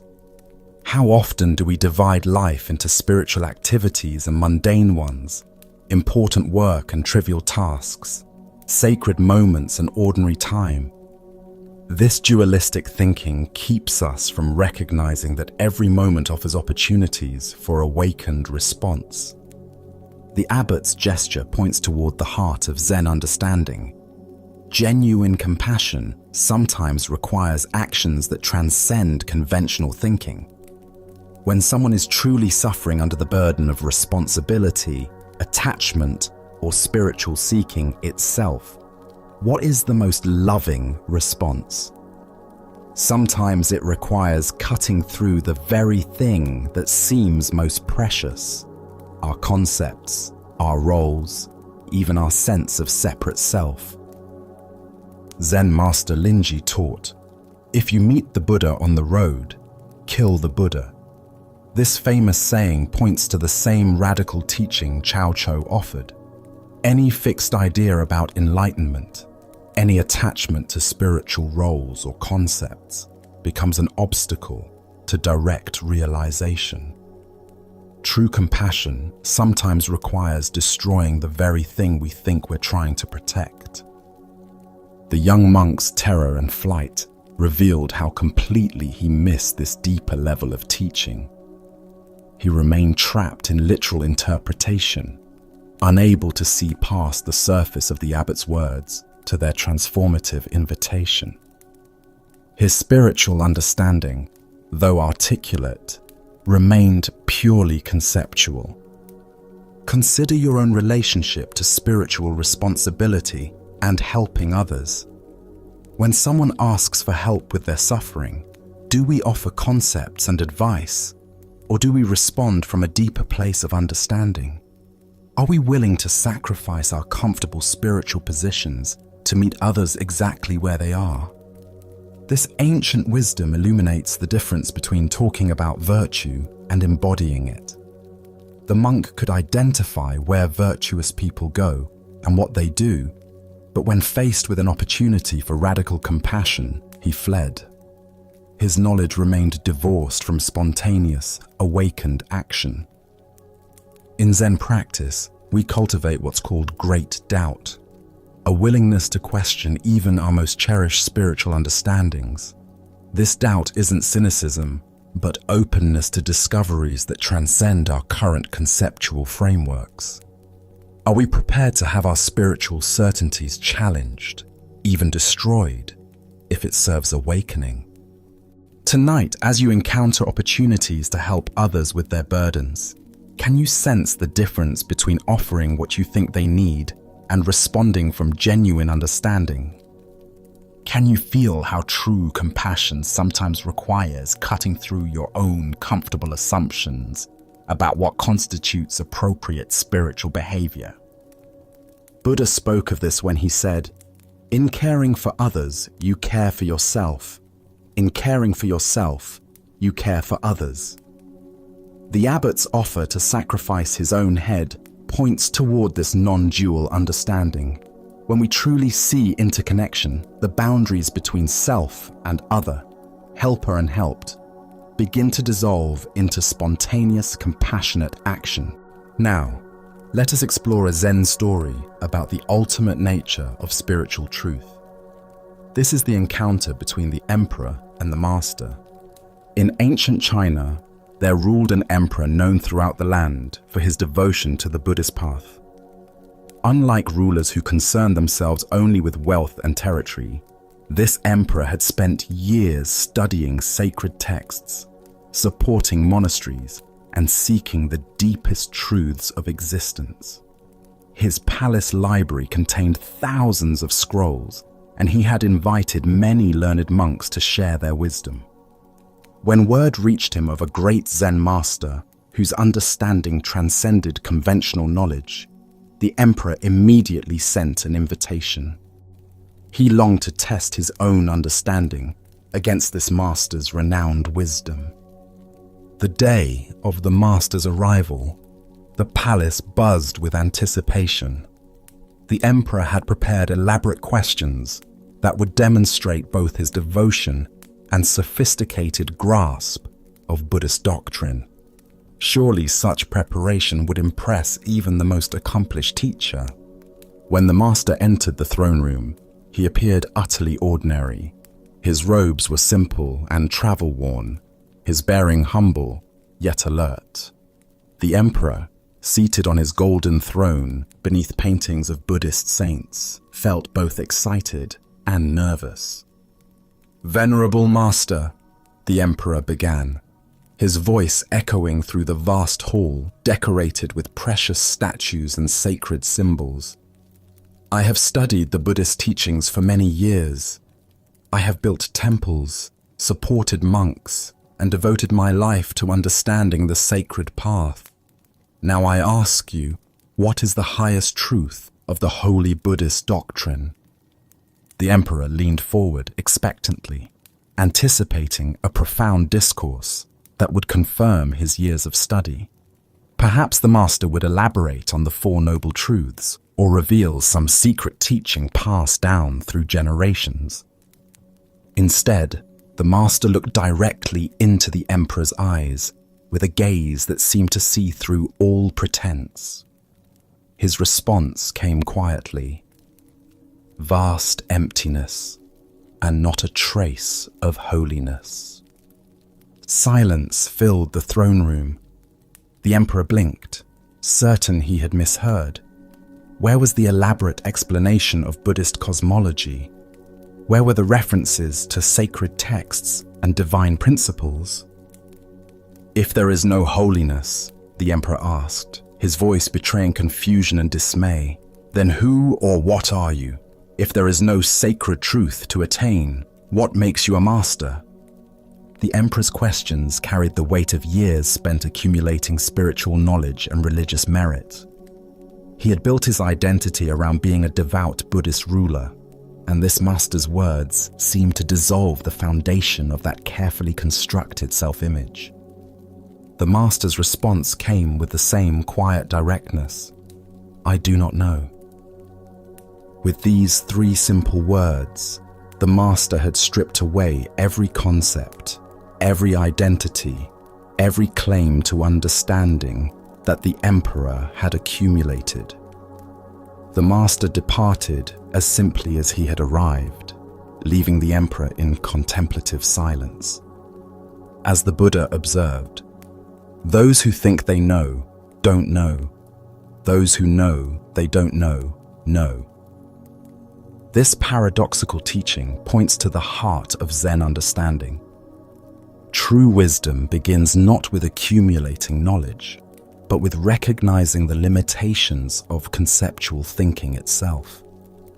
The deeper teaching here shows us that spiritual seeking often becomes another form of grasping. We collect teachings and insights like precious jewels, believing enlightenment lies in acquiring enough sacred knowledge. But ultimate truth cannot be possessed or described in conventional terms. The master's declaration of vast emptiness points to shunyata, often translated as emptiness. This doesn't mean nothing exists, but that nothing exists in the solid, independent way our thoughts assume. Every phenomenon arises interdependently without fixed essence. This emptiness is not a concept to understand, but a reality to embody. When the master says there is not a trace of holiness, he's not denying spiritual experience, but pointing to truth that transcends dualistic thinking, separating sacred from ordinary. The very search for holiness implies our present experience lacks something essential when completeness is already here. Consider how this teaching might illuminate your spiritual journey. Have you noticed how the mind tries to turn insights into possessions? We have powerful experiences and want to understand, categorize, and repeat them. Yet each time we grasp, we move away from the simple presence that made them possible. The emperor represents the sincere seeker who has confused spiritual materialism with genuine awakening. His years of study weren't meaningless, but they had become obstacles to direct recognition of what was always present. The master's "I do not know" represents the wisdom of don't know mind. This is not ignorance, but open unknowing that remains receptive to what is actually happening rather than filtering through preconceptions. From this mind, appropriate action arises without conceptual interference. In our culture that prizes knowledge, admitting "I don't know" feels like failure.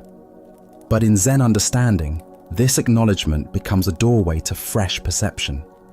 The expert mind sees what it expects, the beginner's mind sees what is actually there.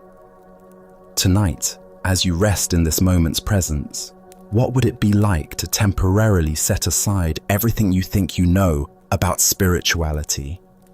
Can you taste the freedom in not knowing, the spaciousness that opens when we stop trying to fill emptiness with concepts?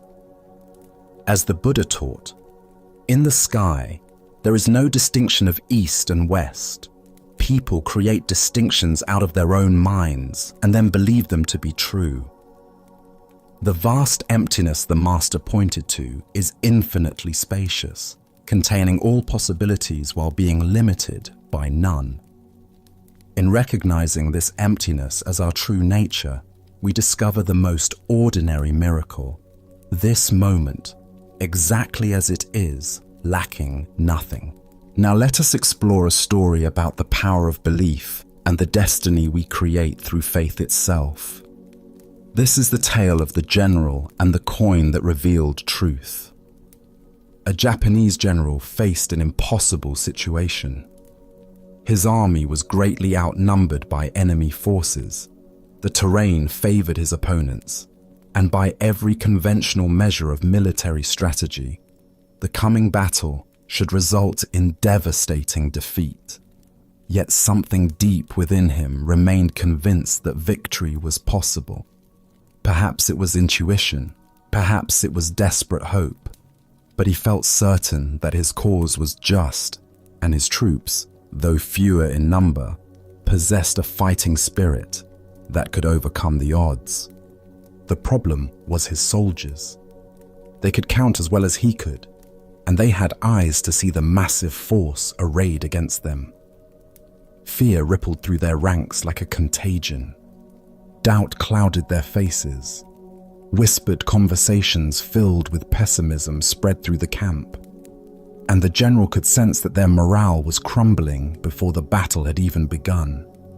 He knew that an army convinced of its own defeat would indeed be defeated, regardless of any other factors. Technical skill, superior weapons, even numerical advantage means nothing when soldiers have already surrendered in their hearts.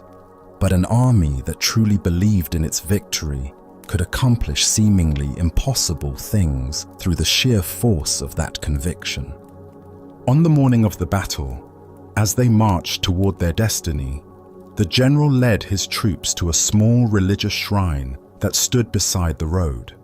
This was a place where countless warriors had stopped over the centuries to pray before facing uncertain fate. The general gathered his men around him and led them in earnest prayer, asking for divine blessing and protection in the coming fight.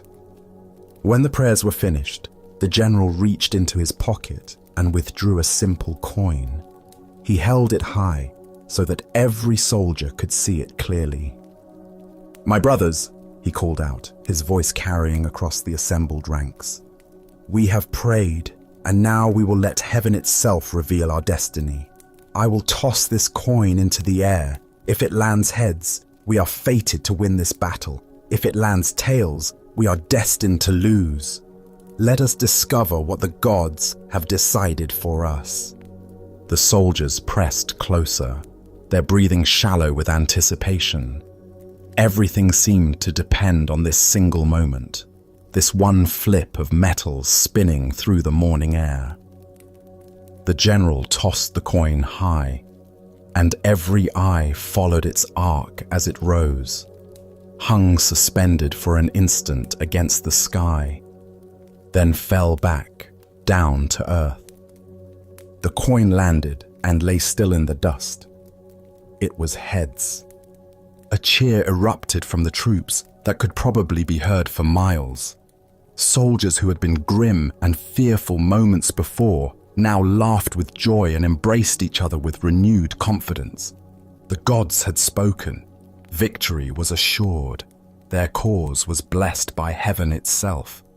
Filled with this divine confidence, the soldiers attacked their enemies with such fierce determination and coordinated power that they achieved exactly what the coin had predicted.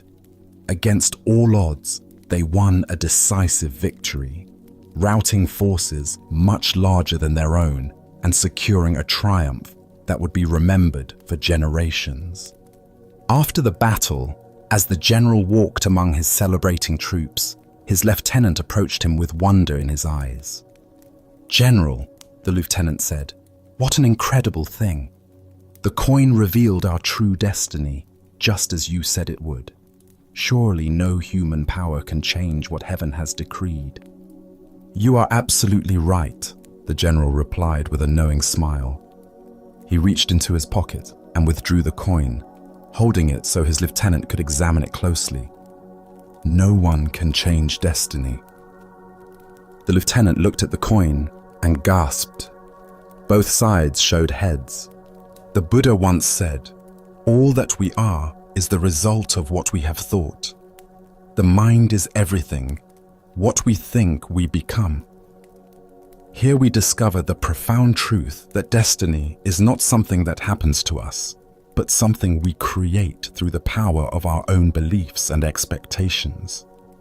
Why do we so readily assume that fate is beyond our influence, when our own minds play such a crucial role in shaping what unfolds? Zen Buddhism teaches that while we cannot control all external circumstances, we have tremendous power over the internal conditions that determine how we respond to whatever arises. The general understood something profound about human psychology and the nature of reality itself. He knew that his soldiers' belief in victory was more important than their numerical disadvantage.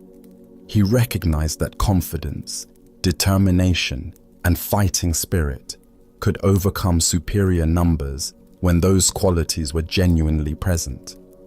But here's the deeper teaching. The general didn't simply manipulate his troops through deception. He created the conditions that allowed their natural courage and strength to emerge. The soldiers possessed the ability to fight brilliantly all along. They simply needed to believe in themselves and their cause. Consider your own relationship with destiny and possibility. How often do you assume that outcomes are predetermined, that success or failure is beyond your influence? The general's two-headed coin represents the power we all possess to tip the scales in favor of positive outcomes through the quality of our engagement with life. This doesn't mean we can control everything through positive thinking, or that believing in something makes it automatically true. The soldiers still had to fight the battle. They still had to demonstrate actual skill and courage. But their belief in victory created the psychological conditions that allowed their best qualities to manifest. In Zen practice, we learn to work skillfully with both effort and surrender, both intention and acceptance. We recognize that while we cannot dictate specific outcomes, we can profoundly influence the energy and attention we bring to any situation. This quality of engagement often determines whether we experience success or failure, regardless of external circumstances. Zen Master Huang Po taught, "The foolish reject what they see, not what they think. The wise reject what they think, not what they see." The general was wise enough to see that his soldiers' thoughts about the battle were more influential than their thoughts about their numerical disadvantage. He worked with the reality of psychology rather than fighting against it. Look deeply at the various challenges and opportunities in your own life. Where might you be carrying a tails mentality, assuming defeat before you fully engaged, focusing on obstacles rather than possibilities, letting fear determine your level of effort? And where might you need to create your own two-headed coin, a practice or perspective that consistently orients you toward positive engagement regardless of circumstances? The Buddha taught, "We are what we think. All that we are arises with our thoughts. With our thoughts, we make the world." This isn't magical thinking. but recognition of the creative power of consciousness itself. When we approach situations with genuine confidence, clarity, and commitment, we often discover capabilities we didn't know we possessed. Tonight, as you consider the battles you're facing and the outcomes you're hoping for, can you find your own version of the general's wisdom? Can you create internal conditions that support your highest possibilities rather than your deepest fears?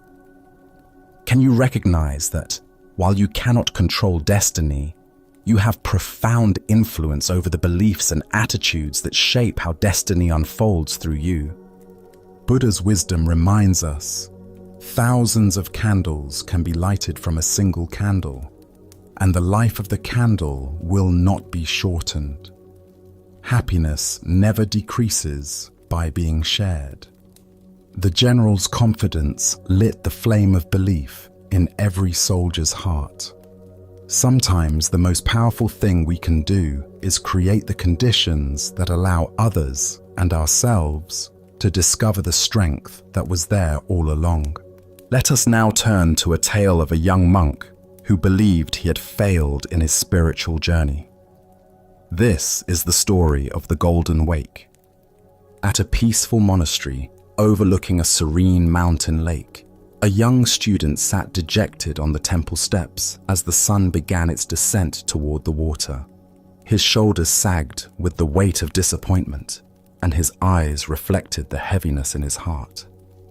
For months, he had struggled with his studies, unable to grasp the profound teachings that seemed to come so naturally to his fellow monks. "The boat is coming to take me home because I have failed in my studies here at the monastery," he said to his teacher, who had quietly approached and sat beside him. "What can I say to my family? They sent me here with such hope, believing I would return as a learned monk who could guide others on the path." The old teacher gazed out at the lake, where a small wooden boat was making its way slowly across the still water. The setting sun painted everything in shades of gold and amber. "Say that you did your best, and that is as much as anyone can do," he answered gently, his voice carrying the wisdom of many years. "But I wanted to be a famous monk and teach others," the boy replied, his voice thick with disappointment. "I dreamed of leading meditation sessions, of having students seek my guidance, of making a real difference in the world." "You can," the teacher said simply. "How?" asked the sad boy, looking at his teacher with confusion. "I couldn't even memorize the basic sutras. I fell asleep during meditation. I failed at everything that matters." The teacher smiled and pointed toward the water. "Live from your heart. I will show you. Do you see that boat making its way across the lake with the sun setting behind it?" "Yes," the boy replied, following his teacher's gaze. "Do you see its wake spreading across the lake? See how the boat looks like the apex of a golden triangle as the wake fans out from its bow?"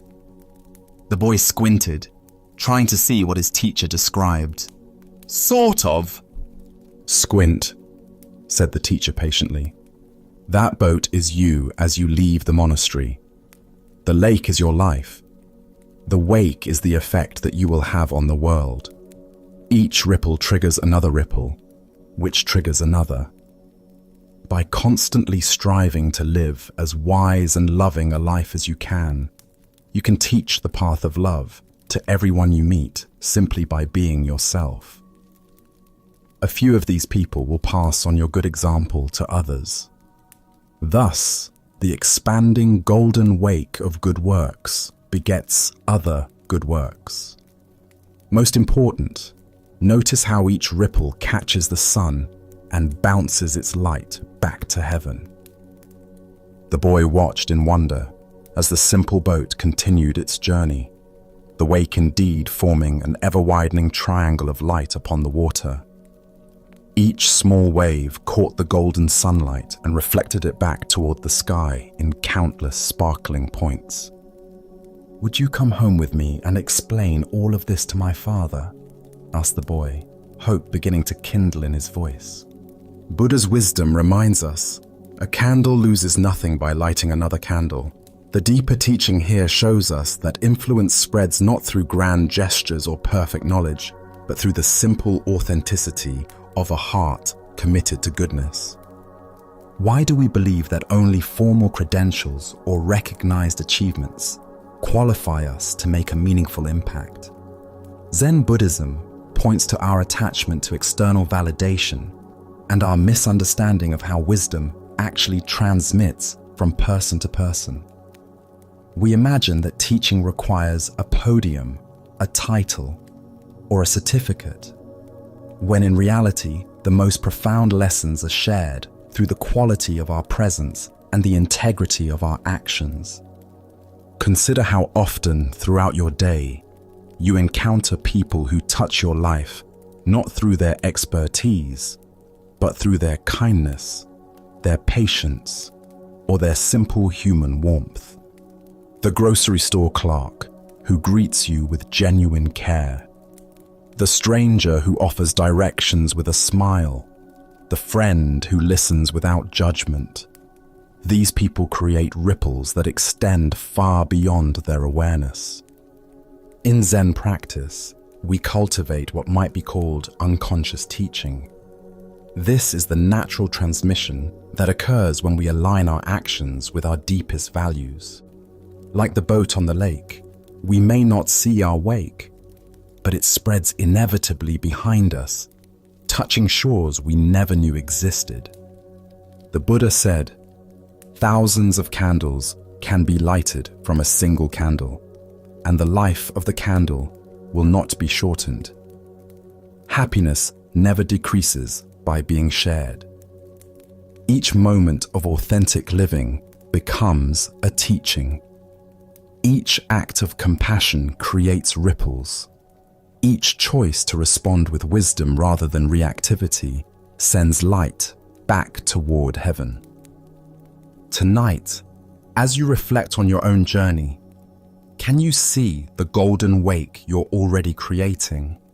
Perhaps it's in the patience you show a difficult family member, the encouragement you offer a struggling colleague, or the simple presence you bring to everyday encounters.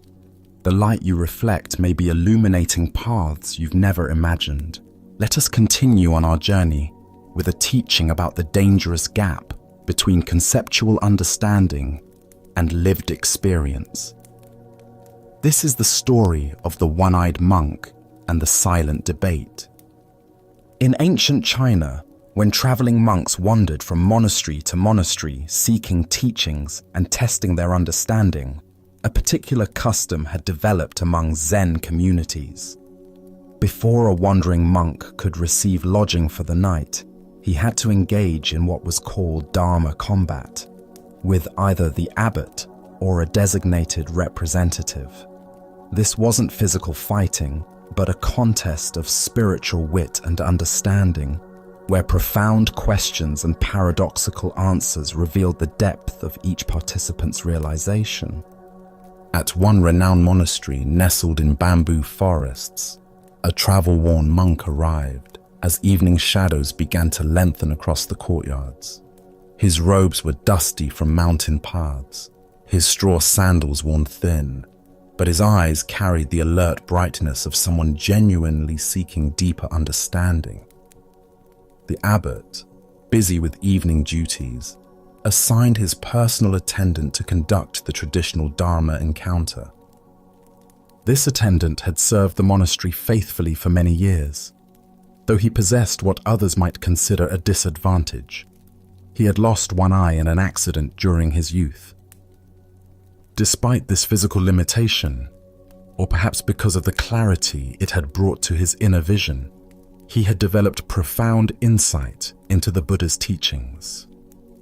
When the two monks met in the monastery's formal reception hall, the traveling monk proposed something unusual. "Let us engage in silent debate," he suggested, gesturing with his hands to indicate they would communicate through gestures alone rather than words. Sometimes the deepest truths transcend language altogether. The attendant nodded agreement, and they began their wordless exchange. The wayfarer raised one finger toward the ceiling, holding it steady with an expression of calm confidence. Without hesitation, the attendant responded by raising two fingers. The traveling monk, seeming pleased by this response, then raised three fingers. At this, the attendant surprised him by making a tight fist and holding it firmly in the space between them. The traveling monk's confident expression faltered. For a moment, he stared at the clenched fist, his face showing confusion and something approaching alarm. Then, without attempting any further gestures, he bowed quickly and left the hall. Soon afterward, he found the abbot and spoke with obvious respect and disappointment. "Venerable sir, your representative is far too advanced for me. I must continue my journey rather than presume to stay in your monastery tonight." The abbot raised his eyebrows with interest. "Please, tell me what transpired in your exchange." "Well," the traveler explained earnestly, "I began by holding up one finger to symbolize the Buddha, the awakened one who showed us the path to enlightenment. But your monk immediately responded with two fingers, indicating the Buddha and the Dharma, both the teacher and the teachings he offered. So I raised three fingers to represent the complete triple gem: the Buddha, the Dharma, and the Sangha, the community of practitioners. But then he held up a clenched fist to show that all three are actually one unified reality. His understanding is clearly beyond mine, so I must seek instruction elsewhere before I could be worthy of staying here." The abbot listened to this interpretation with growing surprise, for he knew his attendant's character well. As the traveling monk departed into the gathering dusk, the attendant himself appeared, visibly agitated and breathing hard from running. "Where is that insolent rascal?" he demanded, his single eye blazing with indignation. "I've been looking everywhere for him. The nerve of that man!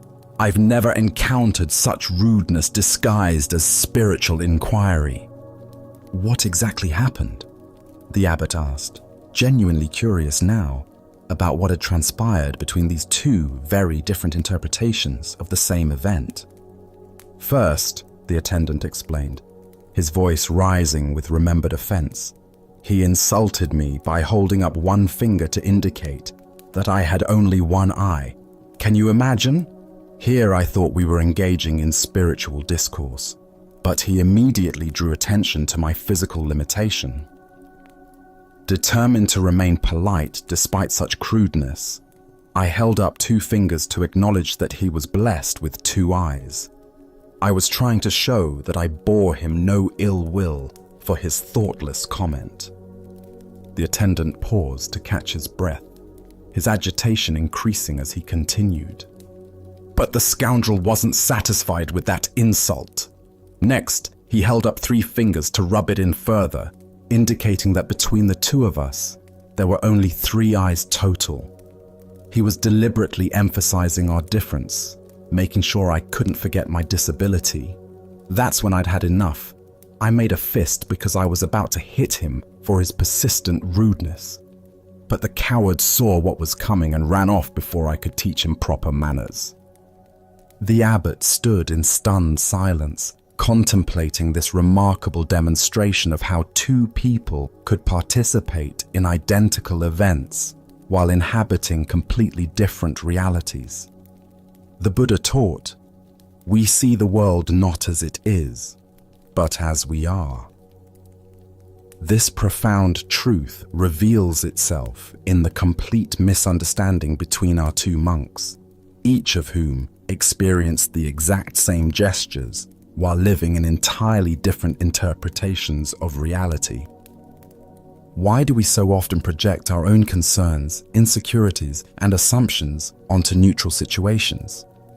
Zen Buddhism points to what it calls the 8 worldly winds: praise and blame, pleasure and pain, gain and loss, fame and disgrace. These psychological forces create internal weather systems that color our perception of everything around us. The attendant's sensitivity about his missing eye created a filter through which every gesture became a personal attack. His past experiences of being judged or pitied for his appearance had created such a strong interpretive framework that he couldn't perceive any other possible meaning in the traveler's hand signals. Similarly, the traveling monk's spiritual preoccupations caused him to see profound Dharma teachings in what were actually expressions of wounded feelings and growing anger. His framework of seeking enlightened instruction made him interpret increasingly aggressive gestures as increasingly sophisticated wisdom. Look deeply at your own patterns of interpretation. How often do your current worries, past hurts, or persistent hopes cause you to misread situations completely? Perhaps someone's distracted behavior becomes evidence they don't like you when they're actually concerned about a family member's health. Maybe a colleague's helpful suggestion feels like criticism because you're insecure about your performance. This ancient wisdom illuminates how our internal state creates our external experience. Both monks were sincere in their perceptions, yet both were fundamentally mistaken about what was actually happening. Neither was lying or deliberately misinterpreting. They were simply seeing through the lens of their own psychological conditioning. The story points us toward a crucial question. How can we develop the capacity to see situations more clearly, less filtered through our personal concerns and interpretations? Zen practice offers several approaches to this challenge. First is what's called don't know mind. Maintaining openness to multiple interpretations, rather than immediately settling on the one that confirms our existing beliefs or fears. When someone acts in a way that triggers our interpretation, can we pause and consider other possible explanations? Second is mindfulness of our own emotional states. The attendant might have noticed his rising sensitivity about his appearance and recognized how this was coloring his perception. The traveler might have observed his eagerness to find profound teachings and questioned whether he was seeing wisdom where none existed. Zen Master Bankei taught, "Your everyday mind, that is the way." This teaching invites us to examine the very mind that creates these interpretations, rather than constantly trying to figure out the correct interpretation of external events. The Buddha said, "Hatred is never appeased by hatred in this world. By non-hatred alone is hatred appeased. This is a law eternal." If the attendant had met the traveler's perceived insults with curiosity rather than defensiveness, if the traveler had questioned his assumptions about enlightened behavior, their encounter might have become a genuine teaching for both. Tonight, as you replay conversations and interactions from your day, can you notice how your own concerns and sensitivities might have shaped your interpretations? Can you sense the difference between what actually happened and the meaning your mind added to those events? As the Buddha taught, peace comes from within. Do not seek it without. By understanding how our internal weather creates our external storms, we discover the possibility of clear seeing that serves both wisdom and compassion. Our next story reveals a profound truth about how attachment can poison the very thing we claim to love. This is the tale of the chrysanthemum garden. In the countryside of ancient Japan, where autumn mists drifted through carefully manicured estates, there lived a wealthy baron whose passion bordered on obsession.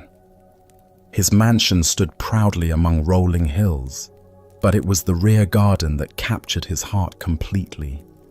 There, row upon row of chrysanthemums bloomed in magnificent splendor, their colors ranging from deep purple to golden yellow to pristine white.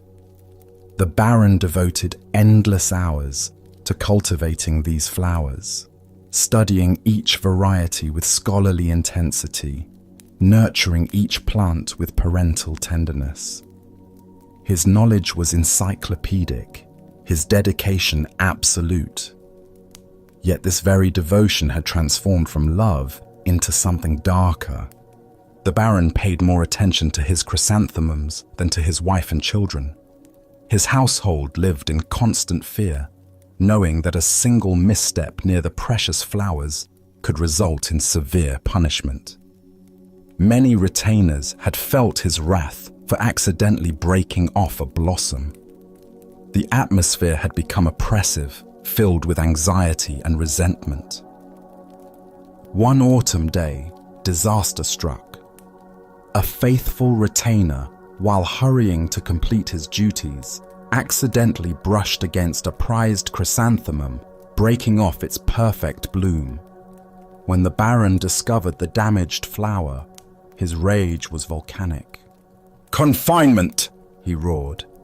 The retainer was immediately imprisoned for this innocent accident. But the punishment felt so disproportionate that the retainer's shame transformed into desperate anger. According to the warrior code, he resolved to protest through seppuku, ritual disembowelment, preferring death to such humiliation over a mere flower. Word of this tragedy reached Zen master Sengai, a teacher known for his wisdom and compassion. Understanding that a man's life hung in the balance over botanical beauty, Sengai hastened to the estate and successfully prevented the suicide. But the master knew that saving one life would not solve the deeper problem. Sengai devised a radical solution. On a rainy night, when the chrysanthemums were at their most glorious peak, he sneaked into the Baron's garden carrying a sharp sickle. Working methodically in the darkness, he cut down every single chrysanthemum, hundreds of flowers representing years of cultivation. The sound awakened the Baron, who rushed to his window and saw a shadowy figure in his beloved garden. Grabbing his sword, he ran outside in alarm, demanding to know what this intruder was doing. Sengai stood calmly amid the devastation, surrounded by fallen blooms. "Even weeds like this eventually become rank if they are not cut," he replied with perfect equanimity. In that moment, the Baron's obsession shattered like breaking glass. Seeing his flowers reduced to mere weeds in the master's eyes, he suddenly understood the distortion in his perception. It was like awakening from a fevered dream. From that night forward, the Baron never raised chrysanthemums again. The Buddha taught, "Attachment is the root of suffering." This ancient wisdom illuminates what the Baron discovered through Sengai's dramatic intervention. When we cling too tightly to anything, even beautiful things, we transform love into possession and beauty into burden. This profound truth reveals itself in the way attachment corrupts the very thing we claim to cherish.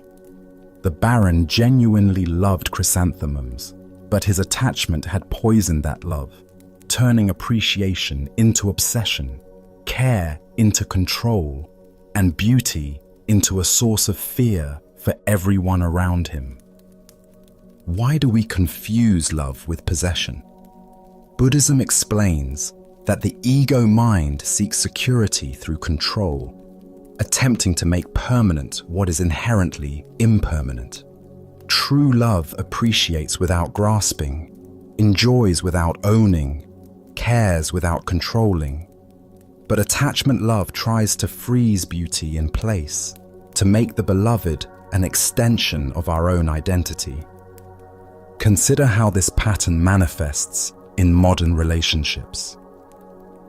Parents who love their children so intensely that they become controlling, suffocating the very growth they claim to support. Partners who love so possessively that they create jealousy and mistrust. Collectors who become so attached to possessions that they lose the joy of experiencing what they own. The chrysanthemums represent anything we elevate beyond its proper place in the natural order. This might be our career success, our physical appearance, our spiritual achievements, or our carefully curated lifestyle. When we become too attached, we create suffering not only for ourselves, but for everyone in our orbit.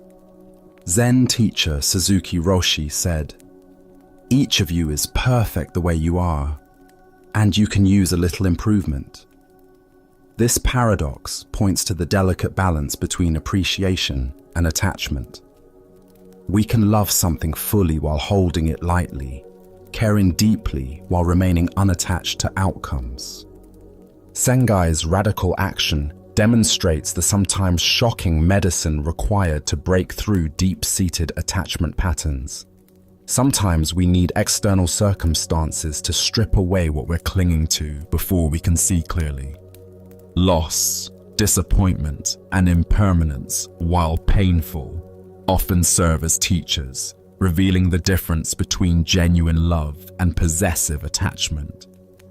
Notice that the Baron doesn't simply moderate his gardening. He stops completely. This suggests that sometimes the most skillful response to attachment is temporary, complete withdrawal until we can relate to the object of attachment with greater freedom and wisdom. Tonight, as you reflect on your own life, what might be your chrysanthemum garden? What do you love so intensely that it creates stress, control, or suffering for yourself or others? Can you imagine appreciating these things fully while holding them more lightly? Buddha's wisdom reminds us, in the end, only three things matter: how much you loved, how gently you lived, and how gracefully you let go of things not meant for you. True love sets free what it cherishes, trusting in the natural flow of arising and passing away. Let us continue our journey with a story about the transformative power of fearlessness and unconditional compassion. This is the tale of the thief and the Zen master. One quiet evening, as twilight painted the sky in shades of purple and gold, Zen master Shichiri Kojun sat in his simple home, reciting ancient sutras. His voice flowed rhythmically through the peaceful rooms, each word a meditation, each breath a prayer. The soft glow of candlelight danced across the walls as he immersed himself completely in the sacred texts, finding deep tranquility in the familiar verses. Suddenly, the serenity was shattered. The front door burst open with a violent crash, and a desperate man entered, brandishing a sharp sword that gleamed menacingly in the candlelight. His eyes were wild with desperation, his clothes dirty and torn, his breathing heavy from running. He had clearly chosen this isolated house because he believed it would be an easy target. A peaceful monk would offer no resistance. "Money or your life?" the thief demanded, his voice trembling with a mixture of fear and aggression. He expected the old man to cower, to plead, to scramble frantically for whatever valuables he might have hidden away. But Shichiri didn't even look up from his sutra book. His voice remained calm and steady as he continued reciting for a moment before pausing to address the intruder. "Please don't disturb my practice," he said, with the same gentle tone he might use to ask someone to close a door. "If you need money, help yourself. It's in that drawer over there." He gestured casually toward a simple wooden chest, then immediately returned to his recitation as if nothing unusual had occurred. The thief stood frozen, his sword still raised, completely bewildered. In all his years of stealing, he had never encountered such a reaction. No fear, no pleading, no anger, just matter-of-fact helpfulness, as if he were a neighbor who had stopped by to borrow something. Shaking his head in confusion, but proceeding with his business, the thief moved to the indicated drawer and began gathering the coins and small valuables he found there. The soft sound of the master's voice continued behind him, reciting sacred words as peacefully as if he were alone. Just as the thief was preparing to leave with his stolen goods, the master's voice called out again. "Wait," Shichiri said, finally looking up from his book. "Please don't take everything. I need some of that money to pay my taxes tomorrow. Leave a little for me, won't you?" The thief stared at him in amazement. Here was a man who was being robbed, calmly negotiating the terms of his own robbery, as if they were conducting normal business. Almost without thinking, the thief returned some of the money to the drawer. As he turned to leave, certain that this strange encounter was finally over, the master's voice stopped him once more. "You took my money," Shichiri called out, his tone carrying a note of reproach. "And you didn't even thank me. That's quite rude, don't you think?" This final comment left the thief completely speechless. His sword hand began to shake. Never in his most violent encounters had he been so thoroughly unnerved. Here was a man who treated robbery as if it were a favor, who was more concerned about politeness than personal safety. Thank you," the thief stammered, and then fled into the night as quickly as his legs would carry him. Later, when the thief was caught and confessed to numerous crimes, including the incident at Shichiri's house, the master was called as a witness. The court officials expected him to demand justice, to describe the terror and violation he had experienced. Instead, Shichiri spoke with the same calm clarity he had shown that evening. "This man did not steal anything from me," he testified. "I gave him the money freely. He even thanked me for it, though it took a little reminding." The thief, sitting in chains, felt something break open in his chest as he heard these words. This man had not only shown him extraordinary kindness in the moment of the crime, but was now protecting him from the consequences.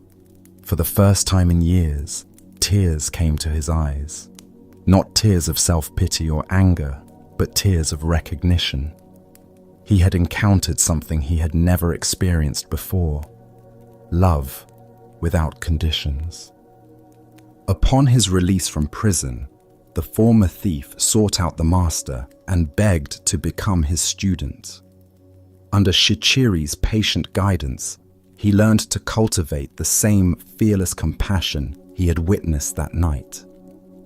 Years later, through dedicated practice and the master's unwavering belief in his potential for transformation, he attained the deep peace and wisdom of enlightenment.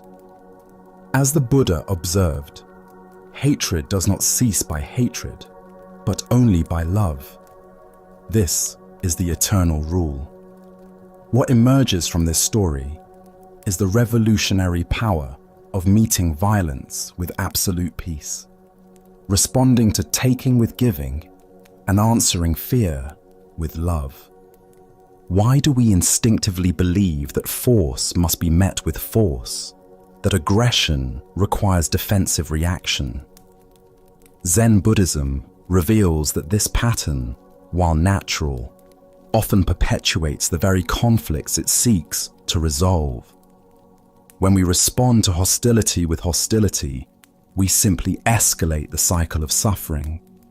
But when we respond with genuine compassion, not passive submission, but active love, we create space for transformation that wouldn't otherwise exist. Look deeply at your own experience. When someone approaches you with anger, criticism, or demand, what is your automatic response? Most of us immediately mobilize our defenses, preparing to protect ourselves through counterattack or withdrawal. But notice what happens in your body and mind during these defensive reactions. Does the tension decrease or increase? Does the conflict resolve or intensify? Shichiri's response demonstrates what Zen calls skillful means, acting from wisdom rather than reflex. His fearlessness didn't come from being unaware of danger, but from understanding something profound about the nature of reality. He recognized that the thief's aggression arose from desperation and suffering, not from inherent evil. By refusing to see him as an enemy, Shichiri created the possibility for the thief to see himself differently. In Zen practice, we cultivate what might be called the courage of defenselessness. This doesn't mean being naive about genuine danger or allowing ourselves to be harmed unnecessarily. Rather, it means developing the confidence to respond to difficult situations from our highest wisdom, rather than our most primitive instincts. The Buddha taught, in the end, just three things matter: how well we have lived, how well we have loved, how well we have learned to let go. Shichiri embodied all three in his encounter with the thief.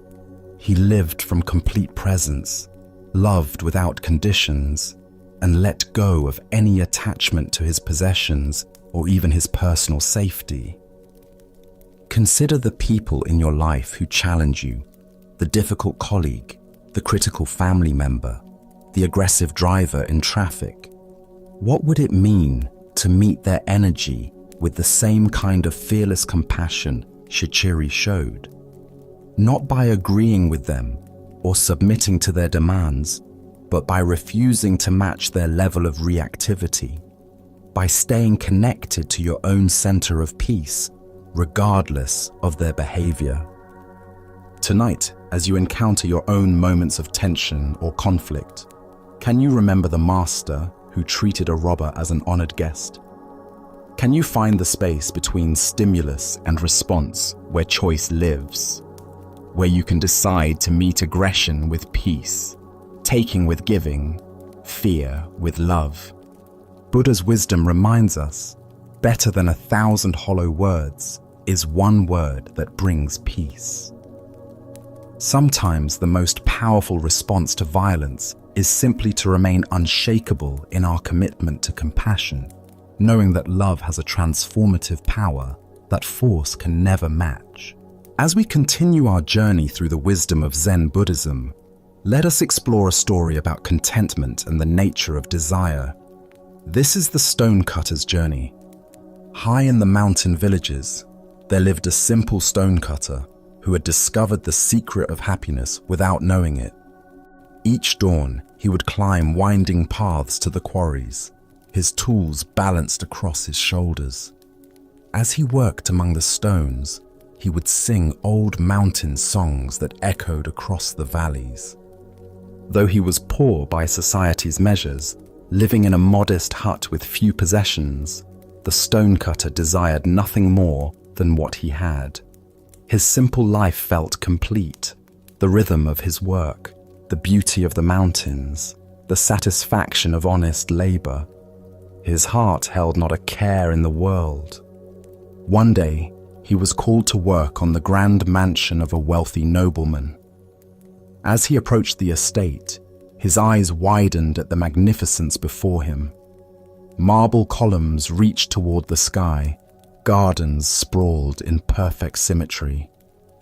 For the first time in his life, the stonecutter felt the sharp pang of desire pierce his contentment.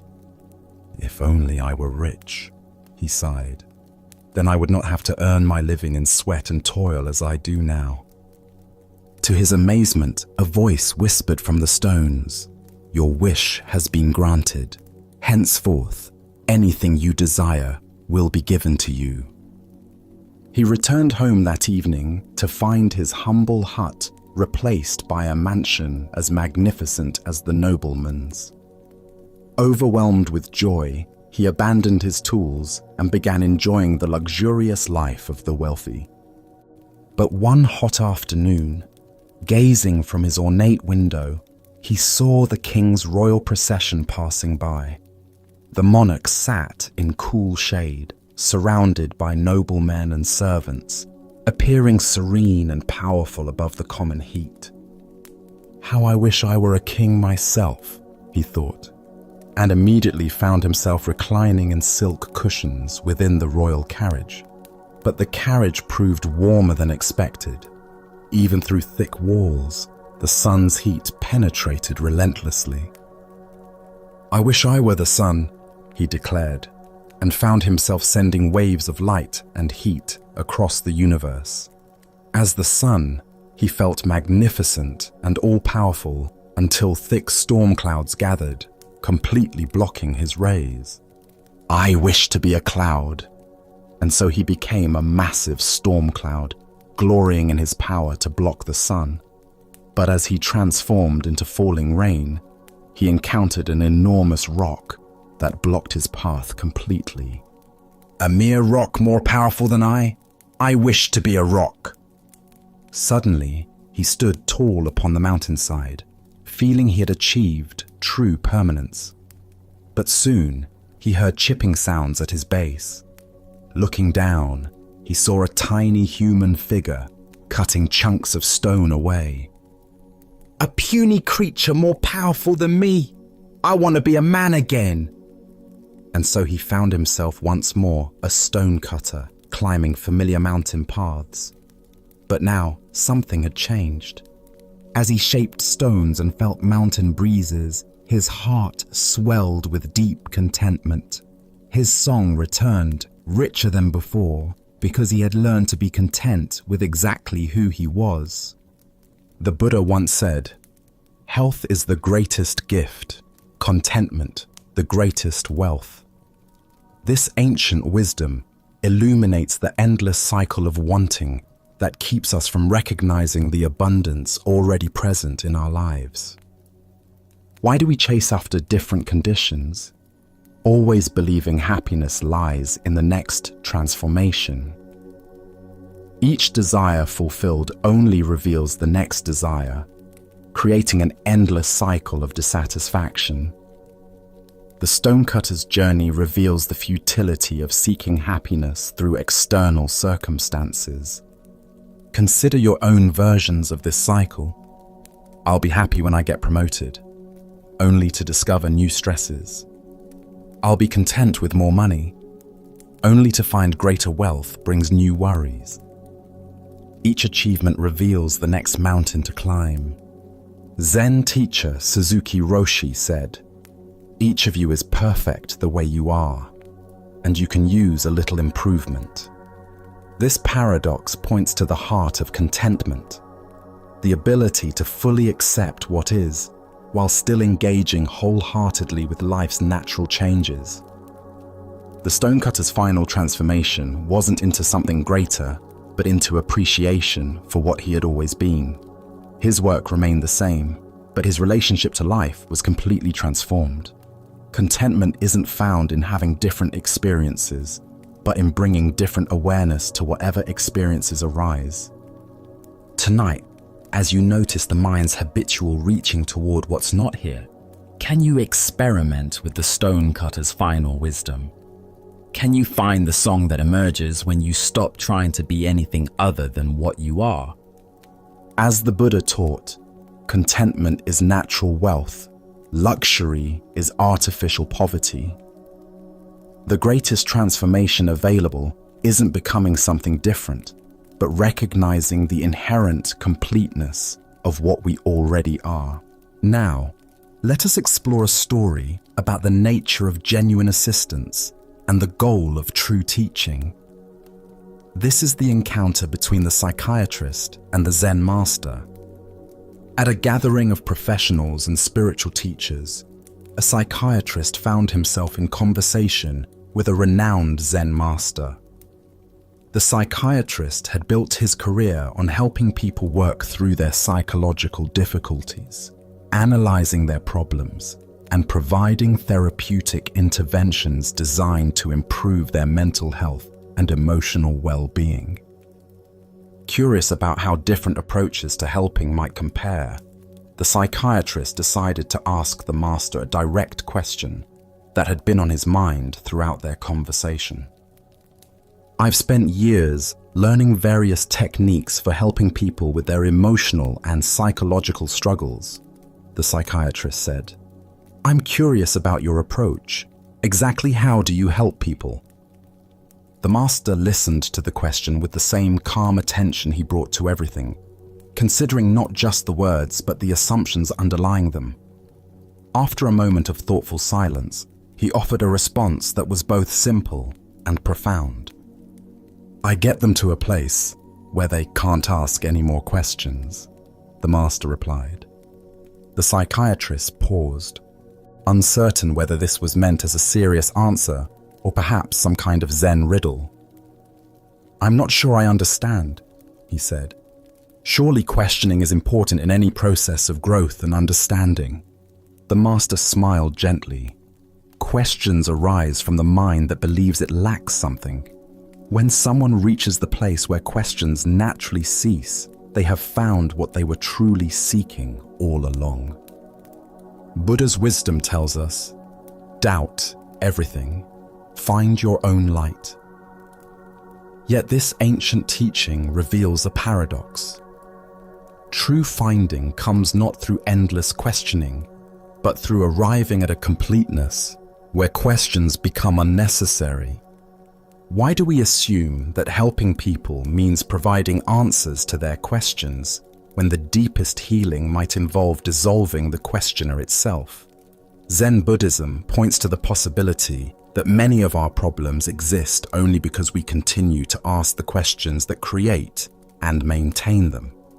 The psychiatrist's approach, like that of most helping professions, focuses on analyzing problems, understanding their origins, and developing strategies for managing or resolving them. This method has value and can provide genuine relief for many forms of suffering. But the master's approach suggests something more radical. Helping people transcend the very framework that generates their problems. Consider the endless questions that occupy your own mind. How can I be happier? Why do I keep making the same mistakes? What should I do with my life? How can I find meaning? Each question implies a questioner who lacks something, who needs something, who must figure something out. But what if the questioner itself is the source of the seeking? In Zen practice, we discover that many of our problems are maintained by the very effort to solve them. The mind that constantly asks, "How can I find peace?" is the same mind that disturbs the peace that is naturally present. The person who desperately seeks enlightenment may be reinforcing the very sense of separation that creates the feeling of being unenlightened. The master's method of getting people where they can't ask any more questions isn't about suppressing inquiry or promoting ignorance. Rather, it's about guiding people to a direct experience of completeness where questions naturally dissolve because there's nothing more to seek. Zen Master Bankai taught, "The unborn Buddha mind can handle anything that comes up." When someone truly realizes their fundamental completeness, questions about how to be complete simply cease to arise. Problems don't need to be solved. They're recognized as temporary appearances in the vast space of awareness. This doesn't mean practical questions disappear entirely. What should I have for lunch? Or which route should I take to work? Are functional questions that serve practical purposes. The questions that cease are the existential ones that arise from a fundamental sense of lack or incompleteness. The Buddha said, "There is nothing to do, nothing to gain, nothing to lose." This teaching points to the same understanding the Master was indicating.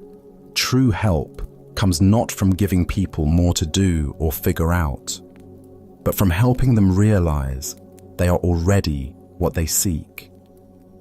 Look deeply at your own relationship with questions and seeking. How much of your mental energy goes toward trying to solve the problem of your life rather than living it? What would remain if you stopped asking the questions that assume something is fundamentally wrong or missing? The psychiatrist helps by analyzing and providing tools. The Master helps by pointing to what needs no analysis or improvement. Both approaches can serve, but the Master's method aims for the root rather than the branches, dissolving the seeker rather than satisfying the seeking. Tonight, as you notice the questions that typically occupy your mind, can you sense what lies beneath them? Can you find the space of awareness that exists prior to all questions, the completeness that needs no answers because it lacks nothing? As the Buddha observed, peace comes from within. Do not seek it without.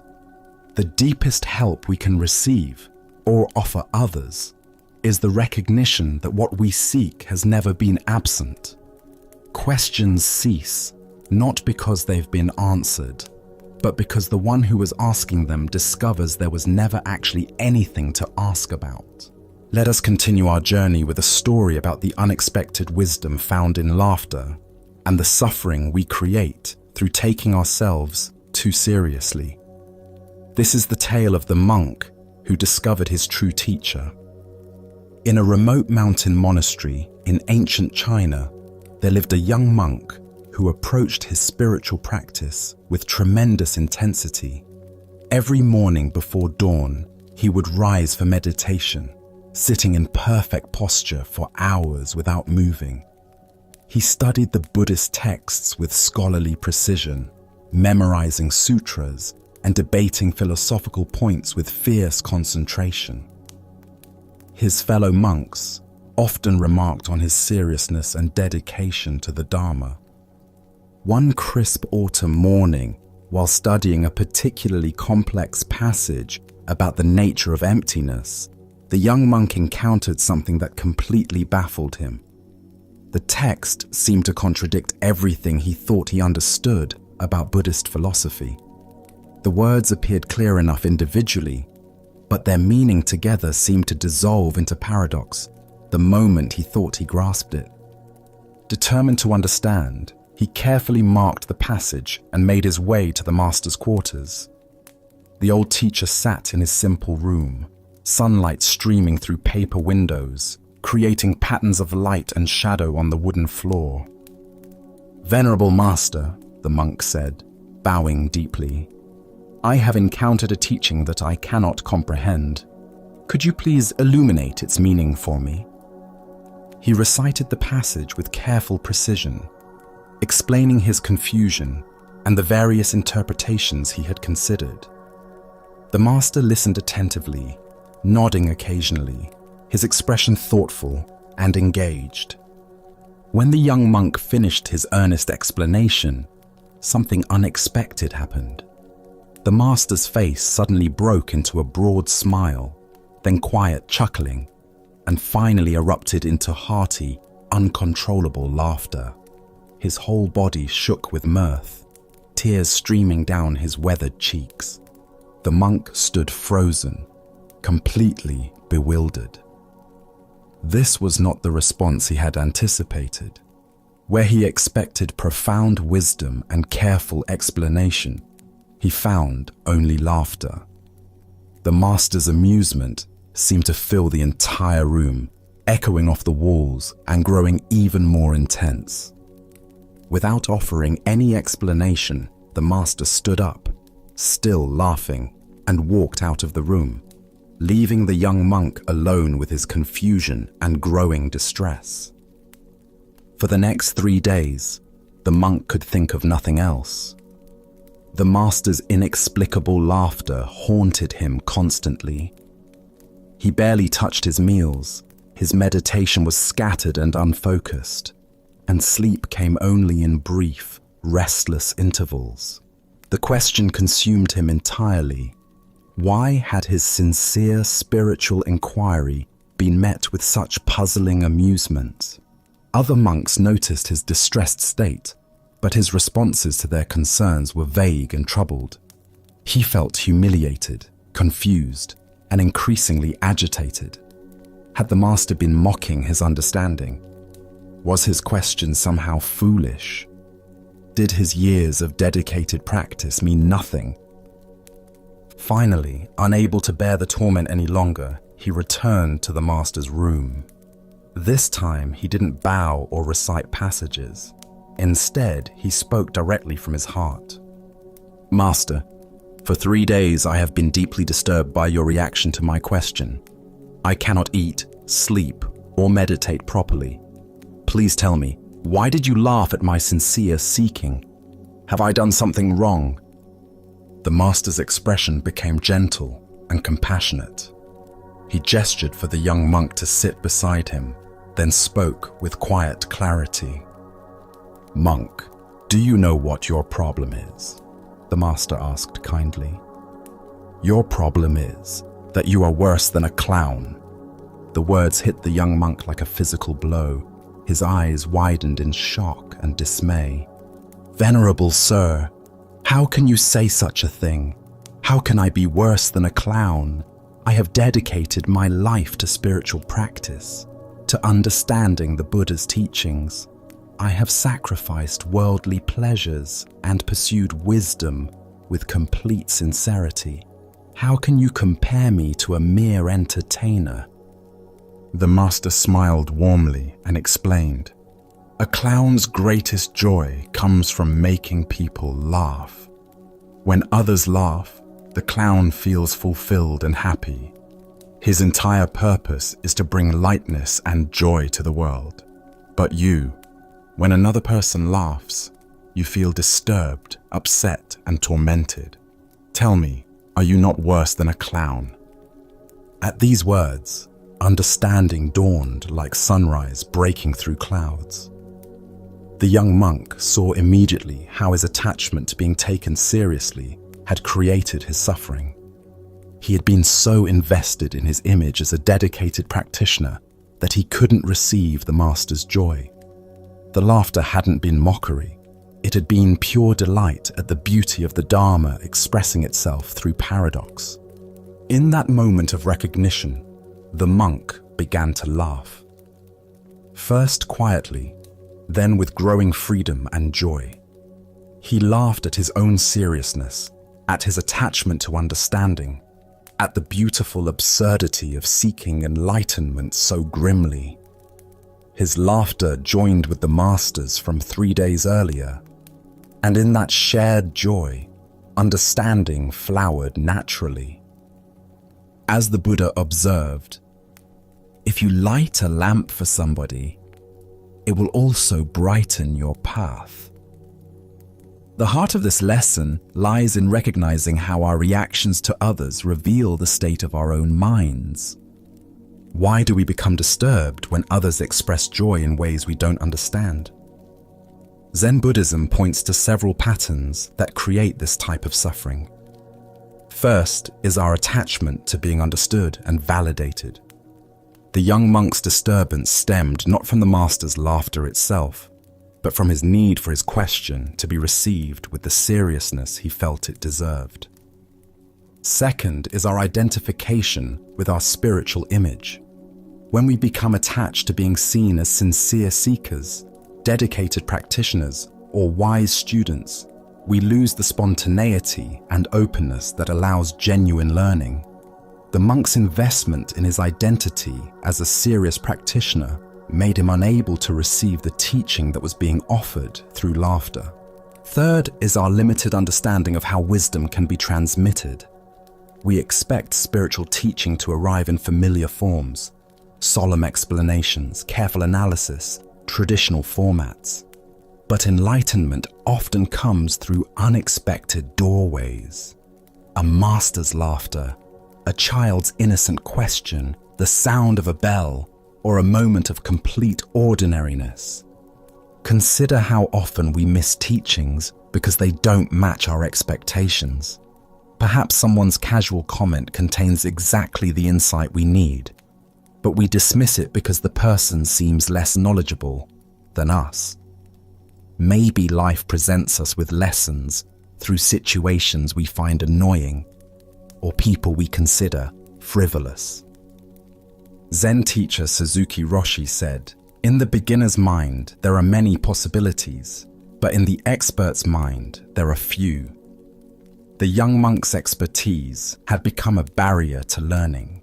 His certainty about how spiritual teaching should look prevented him from receiving the profound lesson being offered through unexpected laughter. The story points us toward a fundamental question. Are we seeking understanding, or are we seeking to be understood? Are we open to wisdom arriving in any form, or do we require it to validate our preconceptions? The master's laughter was a teaching about the joy inherent in the Dharma itself, the playful, spontaneous, beyond logic nature of awakened understanding. Tonight, as you encounter responses from others that don't match your expectations, can you remember the monk's revelation? Perhaps someone's laughter when you expected seriousness, their casualness when you hoped for depth, or their joy when you felt the situation called for gravity might contain teachings you haven't yet recognized. Buddha spoke of this when he said, "Thousands of candles can be lighted from a single candle, and the life of the candle will not be shortened. Happiness never decreases by being shared."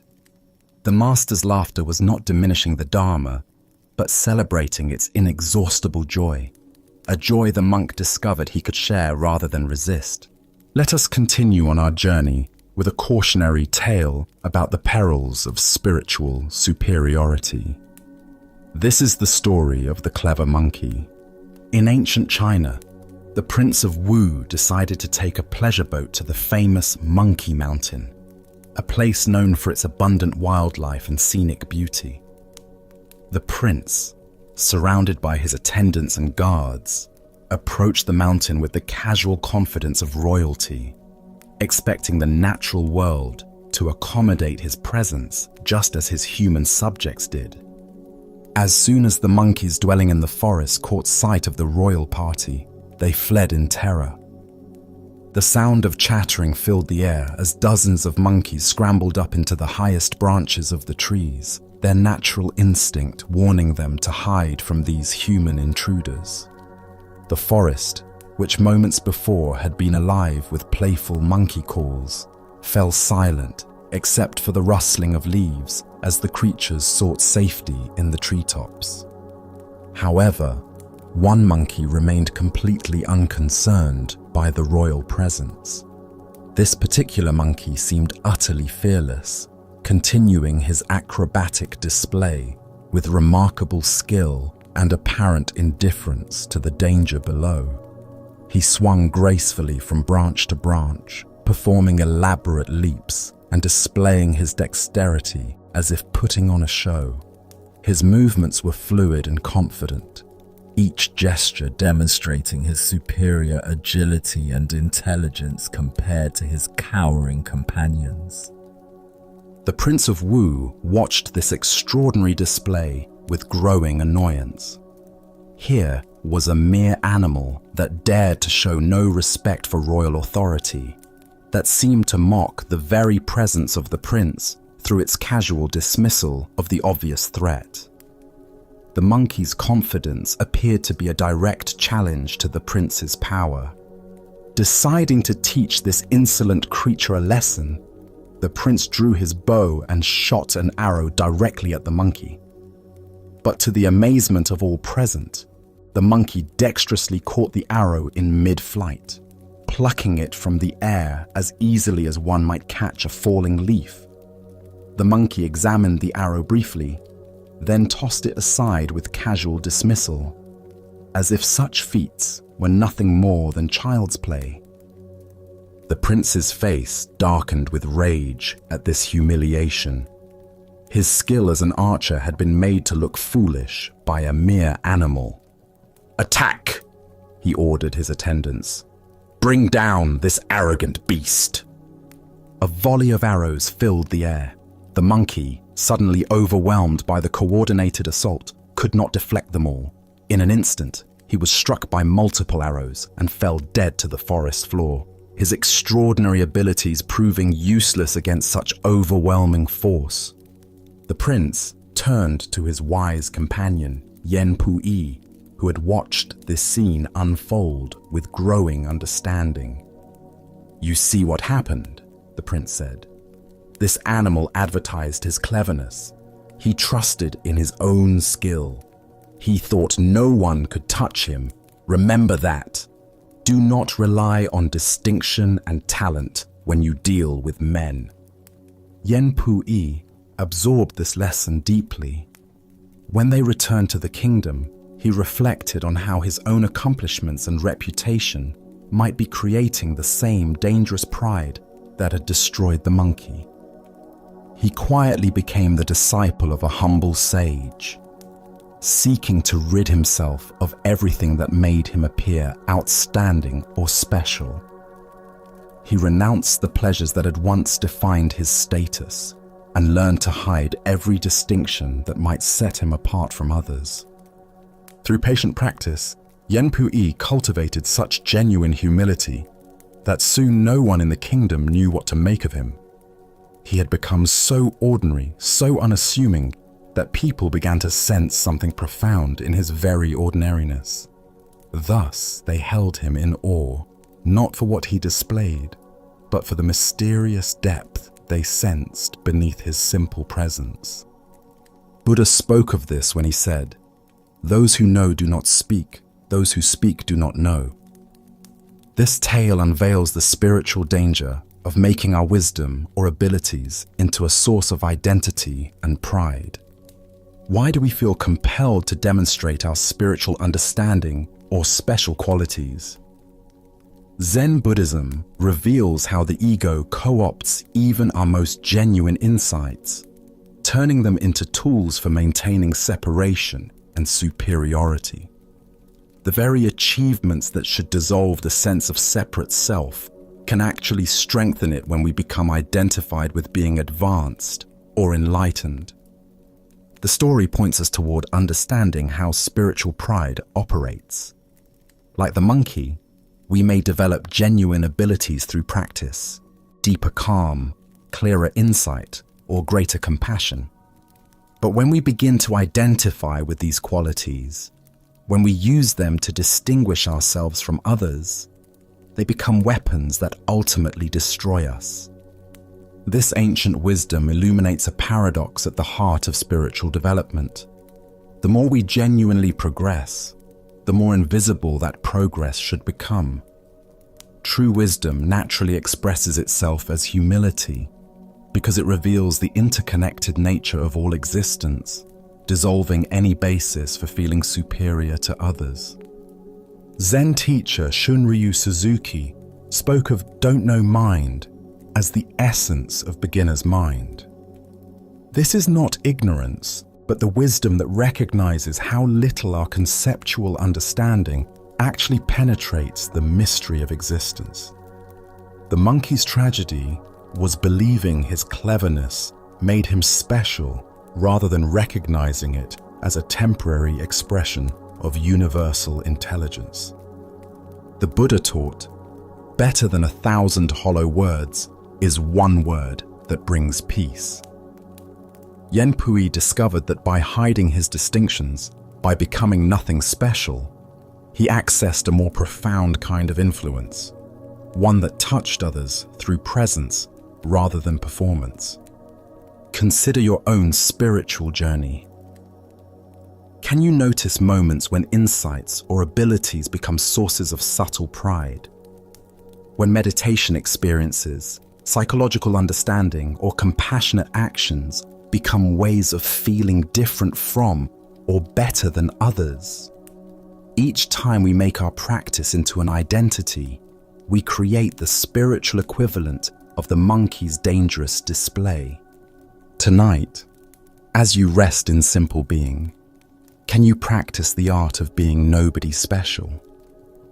Can you find the freedom that comes not from demonstrating your wisdom, but from resting in the ordinary mystery of awareness itself? As the Buddha said, those who are free of resentful thoughts surely find peace. The deepest peace comes when we release even our attachment to being peaceful. As we draw tonight's exploration to a close, take a moment to notice how the tranquility you've discovered isn't something you need to search for or create. It's already here, woven into the fabric of your being, waiting patiently beneath the surface of your everyday awareness. The Buddha once said, "Peace comes from within, do not seek it without." This ancient wisdom reminds us that the calm clarity you've experienced tonight doesn't depend on perfect conditions or special circumstances. It emerges naturally from your own capacity to be present, to breathe consciously, and to witness your thoughts without becoming entangled in them. Each story we've shared tonight has been a gentle invitation to remember what you already know deep down. That contentment flows not from grasping or controlling, but from learning to let go with grace. That genuine happiness arises when we stop wrestling with reality and instead learn to dance with what is. That true freedom comes not from changing our external world, but from transforming our relationship to whatever appears before us. Even when your mind wanders tomorrow, even when old patterns of worry or restlessness return, the insights you've gathered tonight have already taken root. They've settled into your awareness like seeds in fertile ground, ready to sprout whenever you water them with attention and kindness toward yourself. As you prepare to transition into rest, recognize that tonight's teachings have revealed not some distant philosophy, but a practical way of living with greater ease and presence. Feel how your breathing has naturally deepened, how your muscles have released their tension, how your thoughts have slowed to a gentler rhythm. These timeless principles aren't preserved in ancient temples or hidden in mystical practices.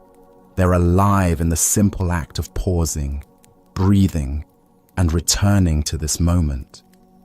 Tonight, you've remembered this truth, a truth that becomes luminous whenever we stop rushing and start noticing. As you carry this experience into tomorrow and beyond, take with you not just the stories we've explored, but the deeper understanding they've awakened.